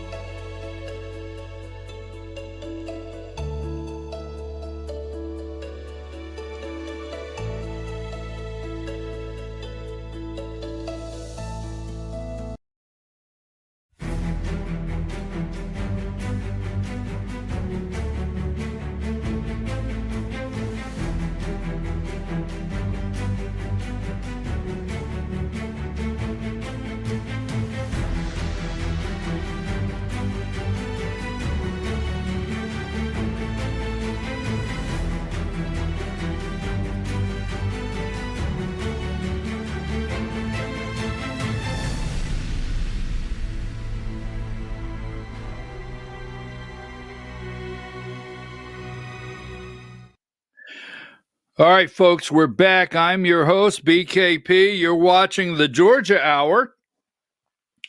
The Georgia Hour on voiceofruralamerica.com. Diane, I hope you're doing well. Thank you very much. So, I should be here the entire hour. I'm not telling you it will be the Georgia half hour or 45 minutes, but I do have some meetings today and I have to go out of town, not out of state, out of town. Don't forget tonight, give me number 9 before I forget. Now, I understand there's another, I got a couple messages, candidate for governor. All right. I will look into that. I did not want to highlight that today.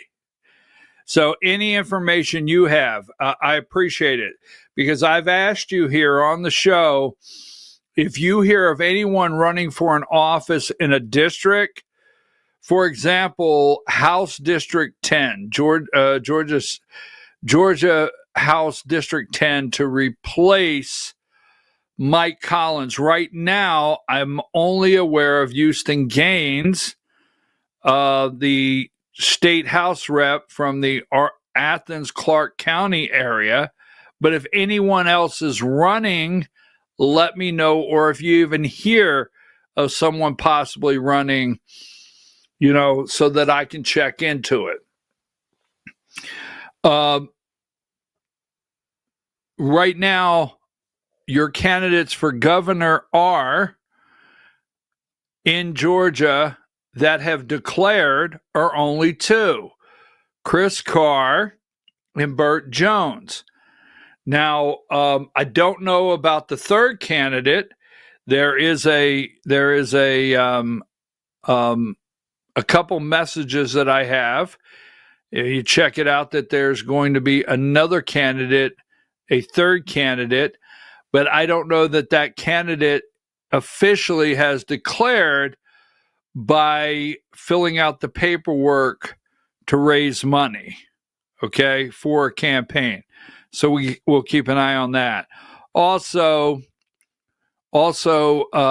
we look now, Labor Day weekend. Is Monday Labor Day? It is, right? Monday. So we're not going to be here Monday? Okay, well, I guess. Just making sure. But Labor Day weekend is really official campaign kickoff time. You'll see right after Labor Day the major focus on campaigning across the state. So it's not too late if someone has not declared yet to run for office.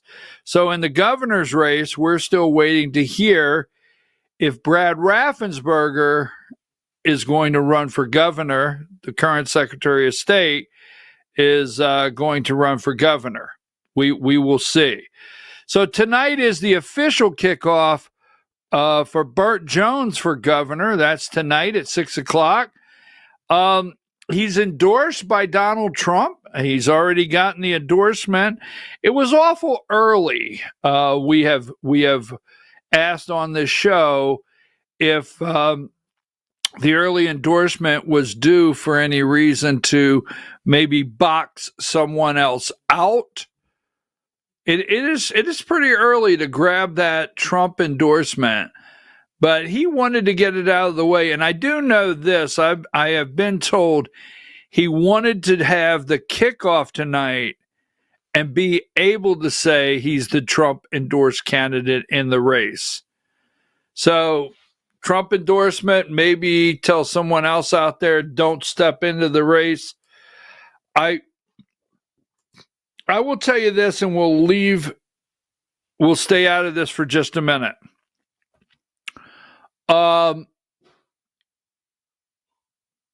Right now, that Trump endorsement, he may have stopped someone else from getting into the race to challenge him because of this one reason or multiple. If it's Chris Carr and Burt Jones and that's it, in the race. We know Marty Kemp, and you might as well say the whole entire family. If Marty's not happy, no one's happy. If Marty's happy, Brian's happy. Not this one. All right? So we know that Marty Kemp, let's put it out here. I've actually heard she doesn't like Burt Jones. I've heard that point blank. Marty Kemp does not like Burt Jones. So the Kemp family, Marty and the girls, and his team are not supporting Burt Jones. That's a fact. And I don't think they want to support Chris Carr, but they may. But if it comes down, it's only Chris Carr and Burt Jones in the race. MAGA, the grassroots, they're going to support Burt Jones. They're going to. They're not going to support Chris Carr. Not going to happen. They're not going to support Brad Raffensperger, but Carr, they will at least look at the candidate. That's my opinion. Grassroots will look at the candidate. I'll give you why. Diane, I have to go to commercial. I have to go to break. I've got to do something. I'll be back in about 4 minutes. I got to take care of something.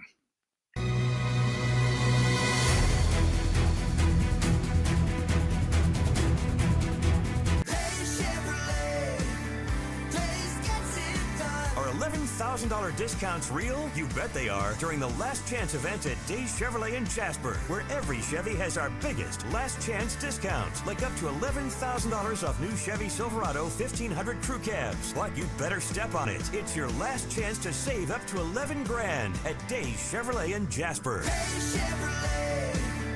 Days gets it done. Together, let's drive. Larry's Body Shop in Ellijay. Family owned and operated since 1978. The latest in cutting-edge digital technology and state-of-the-art equipment allow our iCar Gold Class certified technicians to restore your vehicle. Our second-to-none customer service will work directly with your insurance company. Major accident or minor fender bender, we take the dents out of accidents. Larry's Body Shop, North Georgia's #1 body shop. Visit us at collisiondecision.com. Why give your money to liberal media companies? Put your marketing needs in the hands of a conservative marketing professional and start getting results today. FYN Media Group, one of the top digital marketing agencies in Georgia, specializes in website design and hosting, social media promotion and management, and so much more. Visit FYNmediagroup.com or call 706-889-3564 for a free consultation. Welcome to El Rey Azteca Mexican Restaurant. We invite you to indulge your senses with our from-scratch authentic Mexican food. Whether you are hungry for fajitas or the El Rey Azteca burrito, we offer a wide variety of fine Mexican dishes, drinks, and desserts. Our inviting patio, indoor seating, and bar has a seat for everyone. So come to El Rey Azteca for delicious food, great drinks, good friends, and loads of fun in a casual and friendly atmosphere. Ladies, when you wear elegant jewelry, you become a force to be reckoned with.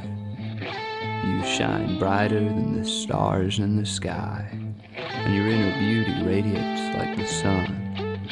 So embrace the magic, embrace the elegance, and let your jewelry be a reflection of your true, authentic self.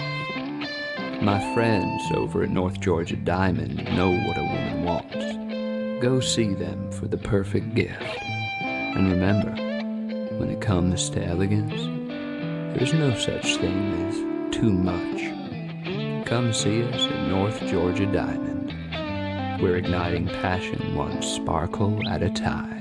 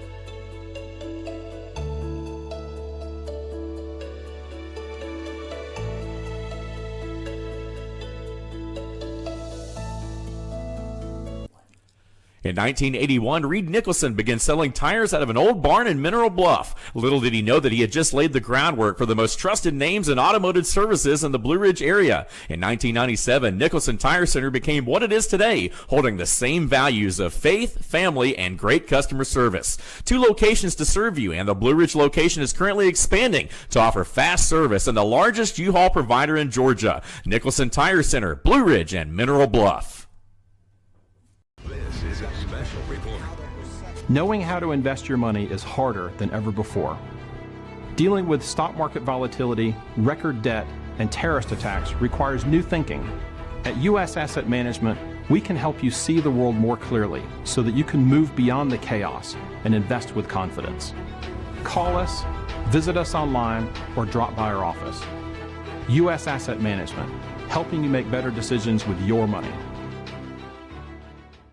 Mesquite Grill, now offering online ordering for your convenience. Check out our new website at mesquitegrillbr.com. That's mesquitegrillbr.com. The great food and service you have come to expect, ready for you when you arrive.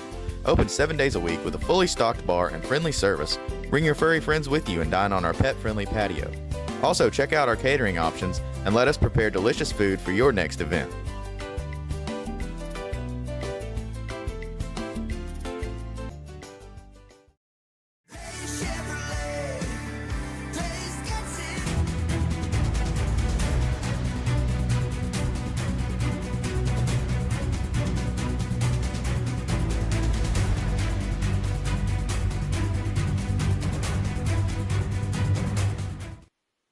All right, so folks, we're back. I had to double check something. Now, put up number 9. I'm going to confirm something today, and I don't want to get ahead of this. I want to go back. I don't want to get ahead of this. I told you this. Remember a couple of weeks ago, I put up a guy by the name of Clark Dean. Remember? Remember that? A couple weeks ago, I put a guy's name up, Clark Dean. I put it on the screen. I think it goes about 2 weeks ago. I said, keep an eye open for this guy. Remember? Now, I'm being told Saturday he attended, Clark Dean told, I confirm this. I've had a couple tell me, because like I said, we go back. The guy's name is Clark Dean. We go back a couple weeks ago. I told you this. You can get it on the tape. I would put Diane on the spot. Remember, I told you a couple weeks ago, Diane, we put it on the screen. We said this guy out here may be able to self-finance a governor's campaign. So moving along, I've been waiting to hear something. And I understand Clark Dean attended the 10th District Barbecue Saturday night. Clark Dean was in the room at the 10th District Barbecue Saturday night. Now, I'm going to be getting more information because, trust me, tonight people will be talking at this event tonight. So here's what I said. If this is why he got that Trump endorsement very early, Burt Jones did. Because right now Clark Dean may be floating his name out, maybe to block Brad Raffensperger, but it's going to be very interesting what happens here probably in the next couple days, at least in the next week with Labor Day weekend. So tonight, 6 to 7:30, this is his kickoff down there. I'm going down there to meet people, see what is actually going to be happening in this race for governor. We have a packed house for lieutenant governor. We'll start talking about that one maybe about Thursday. We have a packed house for lieutenant governor. We only have 2 that I'm aware of declared.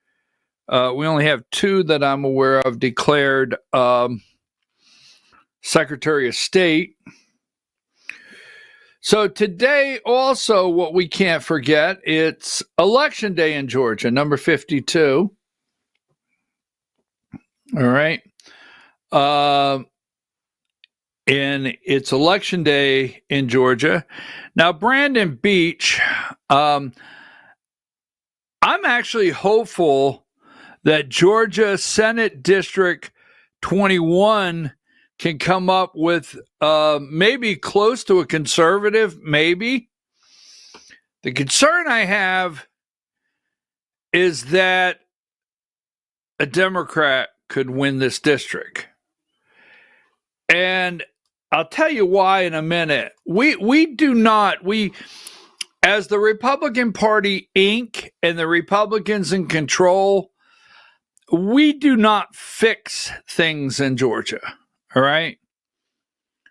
For years, we've been wanting to fix these jungle primaries, and I'll explain to you what those are. We want those done away with in Georgia, a jungle primary. And then on top of that, we want voter registration. You have to have party affiliation to vote in our primaries. And we can't get it done in Georgia. And this could point to, remember, a jungle primary, and I know what's going to happen out there. I'm going to hear, no, it was the machines. Okay? Kelly Loeffler, the jungle primary, is the reason with all those candidates. Raphael Warnock, to me, today, is a Democrat senator in Georgia. They don't talk about it. We had a chance to fix it, and we didn't. Now, we will see what happens. Voters to decide between 7 candidates. Now, Brandon Beach, he's up in D.C., hopefully in an office somewhere where he can do no harm. None whatsoever. Voters to decide between 7 candidates in special election. Voters in North Fulton, Cherokee decide today. 6 Republicans and 1 Democrat. So in Fulton County, you have Fulton County, Cherokee County, and is there a little bit of Forsyth? Not for sure. And here are the candidates. Number 53. That you have to choose from. You have 1, 2, 3, 4, 5, 6 Republicans there. Now, in Georgia, you have to get 50% plus 1. So we know that no one's getting 50% plus 1 in this race. I don't see it. If you see a candidate on the screen for Georgia State Senate District 21 that you feel will bring in 50 plus 1 to prevent a runoff, let me know. The other thing is, this seat is valued at $17,500 on the auction block. I think they make $17,500, $18,000 a year. Over $1 million has been spent to try to win this seat. Now, the odds of 1, 2, 3, 4, 5, 6 Republicans coming out with 2 to be the top vote getter is going to be tough. They're strong odds. We will see tomorrow. There are strong odds that if every Democrat they can find in Forsyth in this district, Cherokee, and Fulton, I think there's a part of Fulton County in here, but anyhow, if every Democrat they can scrape up goes and votes, tomorrow there could be a runoff in this district between a Democrat and a Republican. There's definitely going to be a runoff, either 2 Republicans or a Democrat and a Republican. Now, if a Democrat is in the runoff, and Republicans don't get their votes back out in 30 days, we're looking at today a chance that a Democrat could win this district. Could. I'm not saying it's going to happen, but it's out there. There's some odds out there that a Democrat could pull this district off. And trust me, it's being talked about in some circles. We've had several years as the Georgia Republican Party, we have had several years to end jungle primaries. We've had it for years. This right here, boom. You don't even have to do a party affiliation on this. You don't have to. They choose a party. You don't even have to have any party affiliation whatsoever when you do this. And there's no primary. People are like, is this the primary? No, this is it.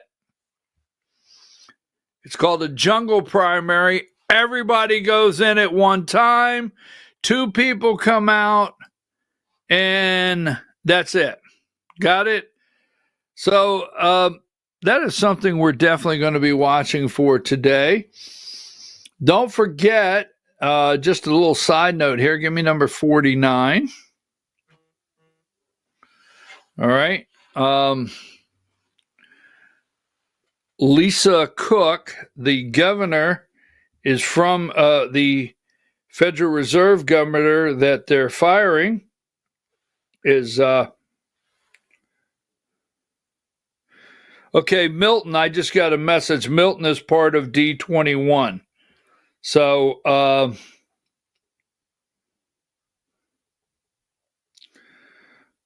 let's see.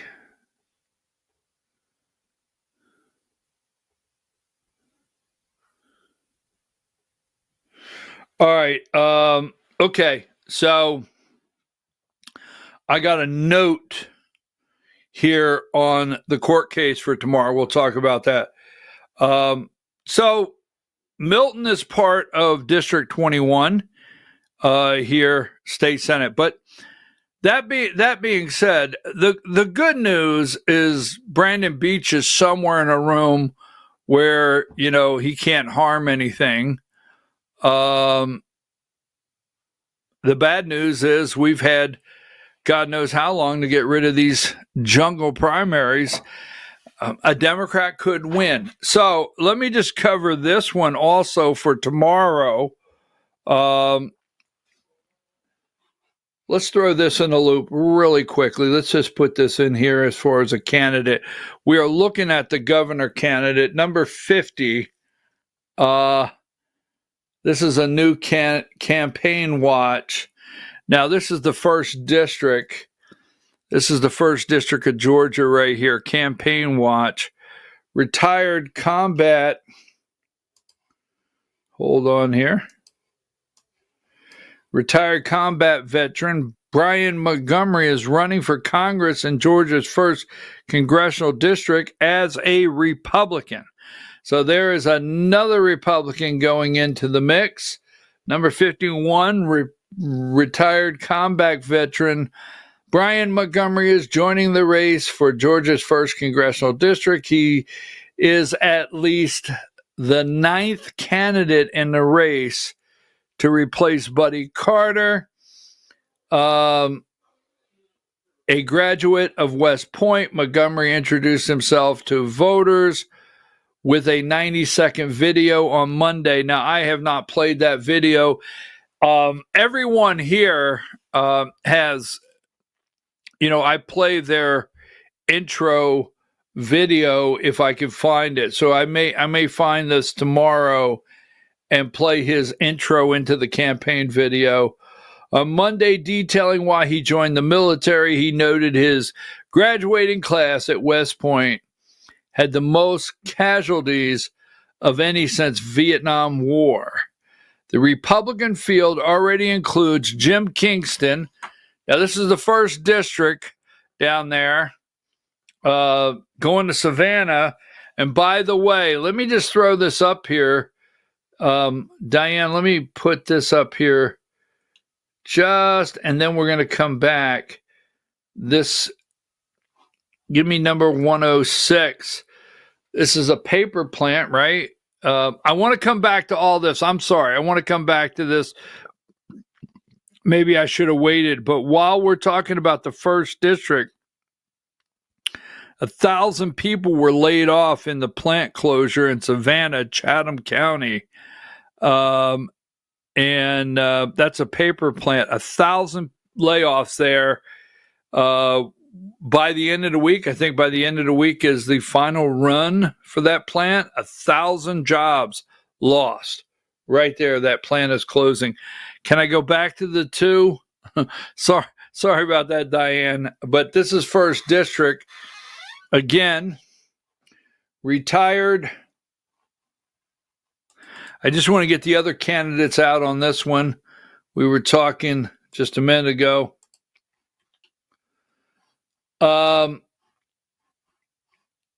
The Republican field also includes Jim Kingston.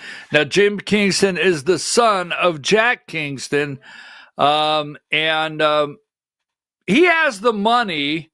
Now, former Congressman Jack Kingston, 17 years in the first district. Jim, the son, has raised the money, has the machine, and the donor base behind him. But with 9 candidates in the race, once again, this could end up, it will probably end up a runoff. But Jim Kingston, he's not really from the district anymore. He's really not. And he's not entitled to the seat. This is going to be interesting, but he has the money. U.S. Navy veteran Krista Penn, former state GOP district chair Candace Taylor, and longtime Chatham County Commissioner Pat Farrell. Democrats have also people in the race. Did you notice how I glossed right over Candace Taylor and didn't say anything ugly like batshit crazy or nothing? I didn't, right? Went right over it. I did a great job there. Okay, so that's the first district down there, going to get crowded. The second district is not an open district. Sanford Bishop is in that district. A guy by the name he ran last time, Chuck Hand, is running in the Republican in the district to try to challenge Sanford Bishop. We don't have, remember Wayne, what was Wayne's last name down there? No, that's Sanford Bishop. Wayne, what's Wayne's last name? Sorry about that. I don't have it written down, just doing it from memory, but we do not have a second Republican yet that I'm aware of in the second district. Now, we have to remind you of something also out there, Republicans, number 6, and then we got to get into Fulton County for a minute. And like I said, I've got to get ready. I've got to go to a couple. I have a couple meetings today, along with trying to get down to the Burt Jones event this evening in Jackson. Qualified candidates. This is District 2 and District 3. We have a public service commissioner, 2 races coming up. If Democrats prevail in one of those races. Now, as you're out there and you're listening nationally that Democrats are going downhill and Democrat registration is lagging, all the above, anything and everything you hear, all right? They will treat one of these districts as though Democrats just won the Super Bowl, the World Series, whatever it may be.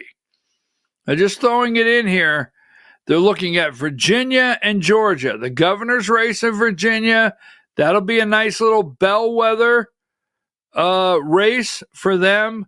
But this one right here in Georgia, these two, not really counting New Jersey, the governor race. If Republicans will look at the numbers in the primary, both of these races, Democrats outperformed Republicans in both of these races in the primary, meaning if you just go look at voter turnout, Democrats outpaced Republicans by large margins in these races. And you may think, well, that's not a big deal. You know, if Alicia Johnson wins, big deal. And Peter Hubbard wins, big deal. They set your rates, your power bill, different things of that nature, public service commissioner, your utilities. The point is, these races, as boring as they may sound to you, I really have to go vote? All the above. You must remember. These races will set the tone for the Senate race. Yes, believe it or not. It will set the tone for the governor and the constitutional officers, the races in Georgia from top to bottom.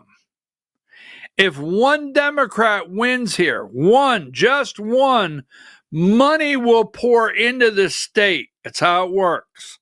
Now, money's going to pour into this state for the John Ossoff race, but it's really going to pour into this state if for any reason right here one of these Democrats win.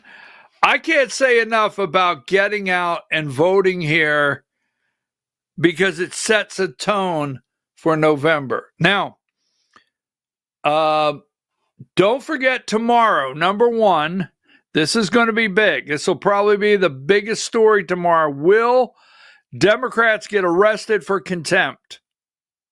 I'm not joking. Will they? Will Fulton County have to pay a $1,000 a day fine to the Fulton County Republican Party? We've done this story over and over. These are the two nominees from Fulton County Republican Party for the Fulton County Board of Registration and Elections, Jason Frazier and Julie Adams. Now, the court has already said, give me number 2. The court has already said, you have to put them on the board. They are the Republican Party nominee, okay? Superior Court judge ruled in their favor, Fulton County Republican Party. They tried to get a continuance and a stay. Superior Court judge found them in contempt for passing by a date to put them on the election board. Nothing happened. Then the Fulton County Republican Party, with the financial help and backing from the Republican Party, RNC, thank you very much, went to the appeals court, said these people are in contempt. They just glossed right over the meeting.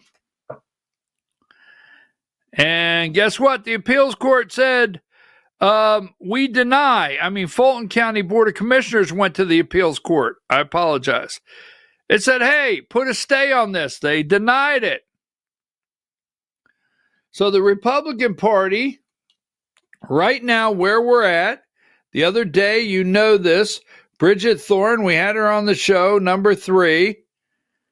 There's 7 members to the Fulton County Board of Commissioners. 3 were not present. It'll be interesting how the court could hold them in contempt. For what reason? Here's the other thing you got to pay attention to before this case takes off tomorrow. These are elected officials. They're elected by people in their district, the voters. They claim their obligation in voting is to the people in the district who they represent. They're claiming there's no court at all. Now, I'm just telling you what's out there. They're claiming there's no court at all that could force them to vote a certain way. Right? Now, this is a real mess. An absolute mess. And what what the chairman of the Georgia Republican Party, Josh McCoon, wants you to believe is that this is a success and he's working on it. And because he's behind it, this is going to be a success and Jason Frazier will get on this board. And Fulton County Republican Party will get both their nominees. If I have said it over and over, if the Republican Party of Georgia would have went to their state legislators, they have a governor. Now, Josh McCoon claims he has a great relationship with the governor of Georgia, Brian Kemp and Marty Kemp. He has a great relationship. He got endorsed by Burt Jones. He has a great relationship with the lieutenant governor. He has a great relationship with former state senators, lawmakers across the state. They're supposed to all be Republican and Republican-controlled House and Senate. This could have been fixed. This Josh McCoon, Cherokee County, Spalding County, is that one of them? I can give you a list a mile long. DeKalb County, right? There has been time and time again issues at different counties on the Board of Election that should have been solved with state legislation. You got like 14 counties that when they decided that the probate judges no longer, it's a new law, can oversee an election in a county, and they created an election board. You have a law sitting out there that says that election board does not have to.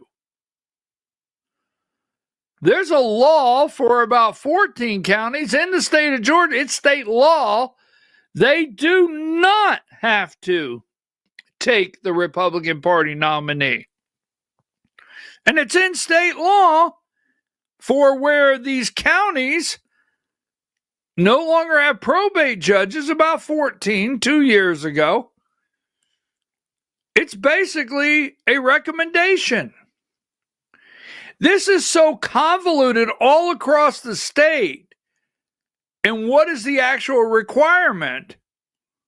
It should have been solved, but it's not. So the other day you have Bridget Thorne voting yes and actually making the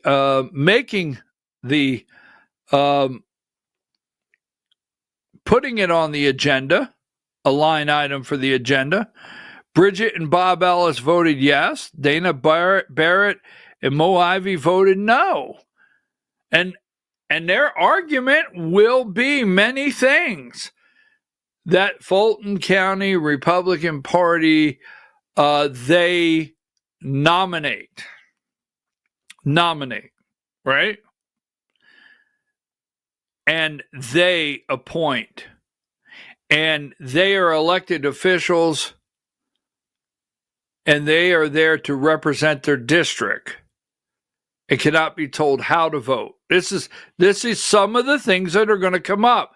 Now, my hope, the way I see it, is that Fulton County will be forced to put these two people on the Board of Elections. That's what I think should happen. So does a judge. They don't think so. Now, that being said, give me number 54. We know this, that there's been the court has granted a special, right, hearing. There's an emergency hearing. Now, seating, much like I'm already getting messages. I think I have 2, if not 3, concerning seating tomorrow. It's first come, first serve. It will be packed. It's at 10 a.m. Court 1D of Fulton County Courthouse. And it is the 27th, tomorrow at 10 a.m.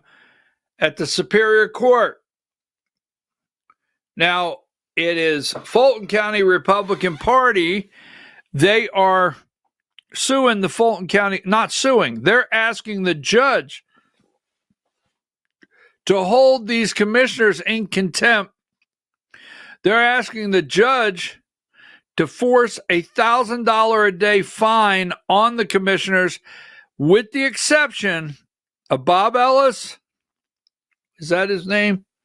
Did I get that? Let me check here. Let me make sure. Yes, Bob Ellis and Bridget Thorne. They're asking the judge tomorrow to hold all the Democrats in contempt, with the exception of Bob Ellis and Bridget Thorne. A possibility of imprisonment, jail them for 20 days, hold them in contempt, fine them $1,000 a day, and force Fulton County Board of Commissioners to pay the legal fees of the Fulton County Republican Party. This is going to be interesting. 10 o'clock tomorrow morning. I'm wondering if we should just run this live tomorrow, find a live feed and run this. I think we might do that, Diane, get the live feed on the court, because I'm being told that I will check and see who might be running it live, because I'm already told, I got a message that there's already 11 Alive, NPR, WABE, AJC, Ted Metz, Bill Quinn. There's several people that have already sent in their notice. Thank you for Wayne Johnson. Thank you.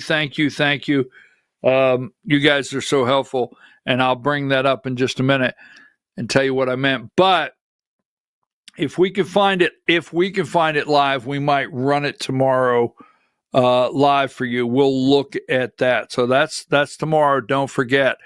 And again, this should already be solved. This should be solved. This is a total mess, and it should not be. Republicans across the state house, state senate, governor's office, all the way down, we should not have a problem. How many of you have seen the house, the picture? How many of you, by a show of hands, you've seen the house that Jason Frazier has put up, the abandoned house in Fulton County, with how many voter registrations are at that home? I don't have it pulled up right now. Somebody text me, how many voter registrations? How many of you have seen that picture that Jason Frazier, go back to number one, this guy has put up? I have it from so many of you.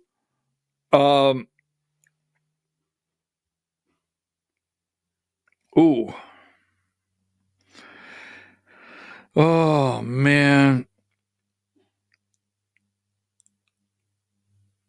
Oh, I just got something here. What is this?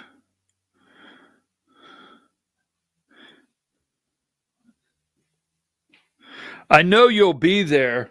I'm getting messages. Give me, I know you'll be there. Give me that house. You know what I'm talking about. Here it is. Not only is every word of this true, but 20 people are registered at this house. Diane, can you crop this for me? I'm going to email it to you, okay?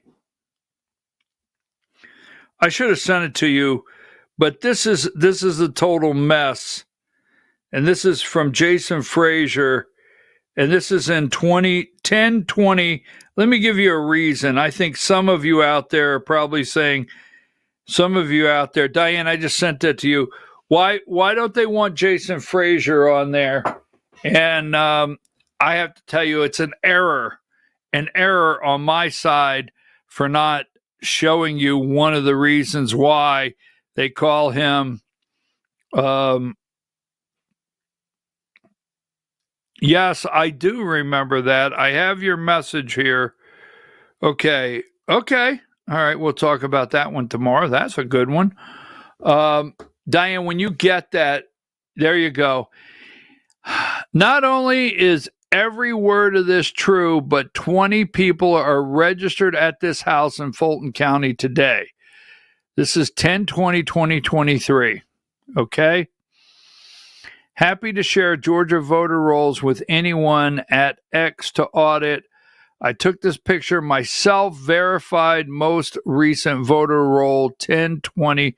20 people registered at that house, that address in Fulton County. So now, do you understand why they don't want him on there? And then number one, go back to number one. He finds 20 people just at this one house, right? And then Julie Adams had the nerve.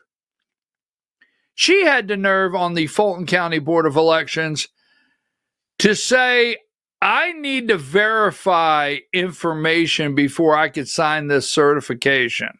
So on one hand, you got people out there finding these houses and residents, single address, 20 registered voters. And then you have the other one, God forbid, asking and saying, I don't feel comfortable certifying this election. So that will be, again, tomorrow morning, 10 a.m. Number 4. Don't forget, he is Kemp endorsed. Now, this guy is Kemp endorsed, and yesterday, let's see if I have it here, Diane. I thought I might have brought it over. Let's see. Hang tight. I think I brought it over. Maybe I didn't. All right. Wait a minute. I guess I didn't. Diane, can you go into yesterday? Oh, I'm in so much trouble. I've done this like 3 times today. And on yesterday, can you get me 66 from yesterday? Now, there's a lot going on here.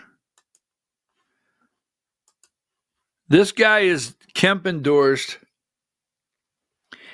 And this set a lot of people off. And I did not follow this up very yesterday. And I wanted to see what happened. Would this explode? Because Derek Dooley does an interview. He does an interview with the AJC. And if you go back to yesterday's edition of the Georgia Hour, hey, I'll say for myself, we did a very good job here explaining Derek Dooley coming into the race, the fire of coming into the race, the way that there's a picture in the AJC of John F. Kennedy running for lieutenant governor, who is his campaign's being handled by Cody Hall, and Derek Dooley, whose campaign is being handled by Cody Hall.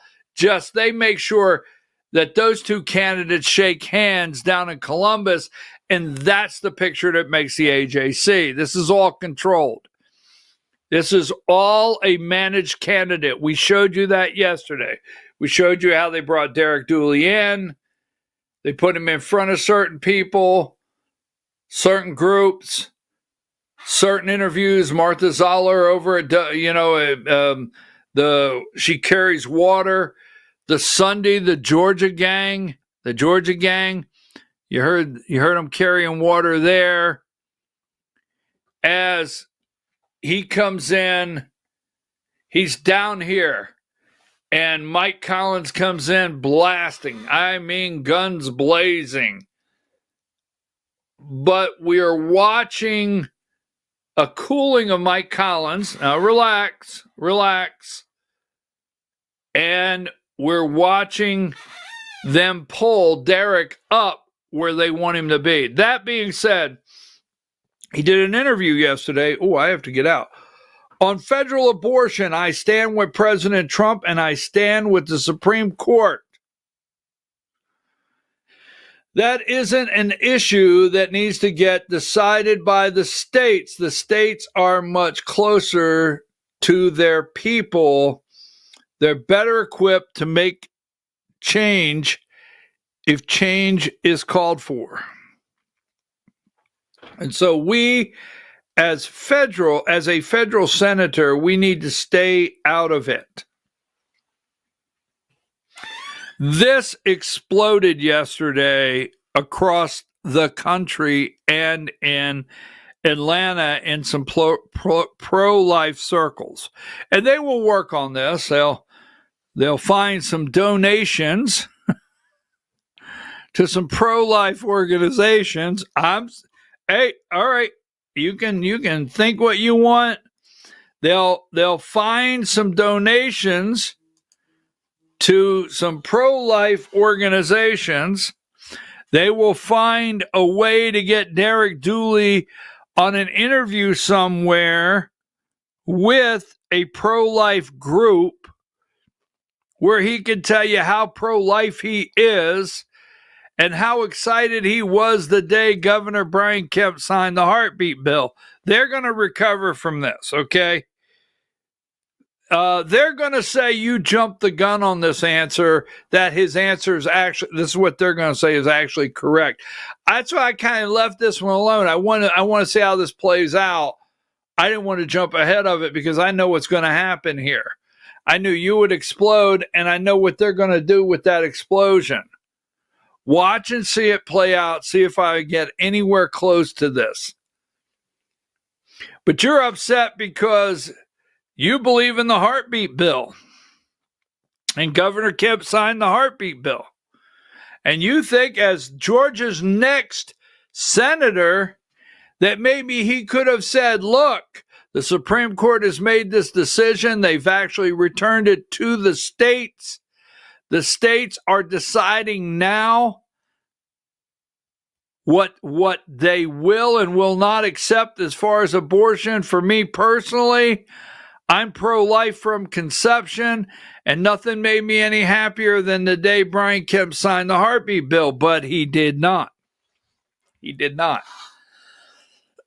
Let's see what happens with this. Now, I'm going to get out because I've got to go. I'm going to finalize this comment I made on Dean Clark for governor. That's number one.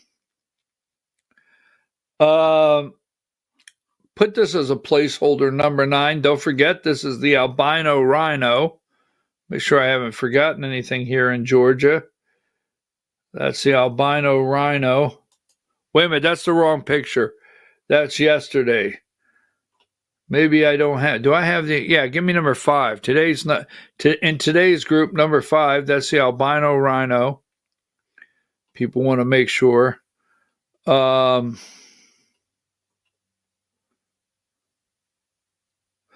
Okay, the 2nd District of Georgia. I brought that up earlier, and I want to close with this. Sanford Bishop, Democrat there. It's not an open seat. Wayne Johnson and there were several candidates. And doing this off the top of my head, I don't want to mix this up. But Chuck Hand and Wayne Johnson got in a runoff. I'll never forget Chuck Hand. You remember the Atlanta Loudermilk debate series for the 1st District? And Chuck showed up, introduced himself, and walked off the stage. You remember that one? The exit stage right, Chuck Hand. But anyhow, Chuck got into a runoff with Wayne Johnson. Wayne Johnson won the runoff. He was the Republican candidate up against Sanford Bishop in the 2nd District. Now, Chuck Hand has filed the paperwork to run again in the 2nd District in the primary. We've heard once or twice that Wayne Johnson may step up and run again. in the primary, but we're not for sure. We have two other primary challengers against Andrew Clyde in the 9th district. Marjorie Taylor Greene will have primary challengers in the 14th district. So if you're out there, if you just hear that someone might be running in a state house district, state senate, all right, congressional district, you have Christopher Mora. Christopher Mora in Pickens County is stepping up to run against Barry Loudermilk. The first vote, the very first vote Barry Loudermilk took in Congress stabbed his constituents in the back was a lie.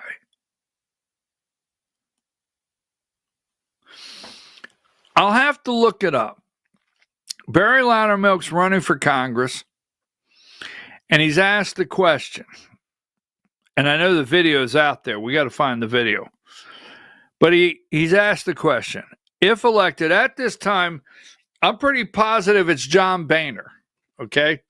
At this time, everybody's ticked off at John Boehner. We don't want John Boehner as Speaker of the House, period. We do not want this guy as Speaker of the House. Barry Loudermilk has asked on the campaign trail, if elected, would he vote, and I'm going to roll it out there, John Boehner for Speaker of the House, and he said no, he would not. Now, those are quotes, so I'd like to get the video so you can see, but I know it's out there. I was in the room. I remember it. Very first vote he took, John Boehner, Speaker of the House. Barry Loudermilk, the close but no cigar congressman in the 11th district. All right, folks, say hello. If you're in Jackson tonight, come up and say hello over at the Burt Jones kickoff, number 9. We'll see you there. And tomorrow morning, we'll be right back here at 8 a.m. Have some information. What's my intel? Well, there's going to be a lot going on this afternoon. That's how you reach me. That's our email address. That's what you scan. Let me, I don't want to leave today without thanking you. $50, $100, 250,000, just threw it in there. Just see if you just roll it out. You never know, right? But $50, $10, whatever. I have to look and say thank you so much. And I tell you what makes my day. It really makes my day. It's when I get $50 and a letter. And I save this right here. When I get a donation and a card. I can't say thank you enough. All right.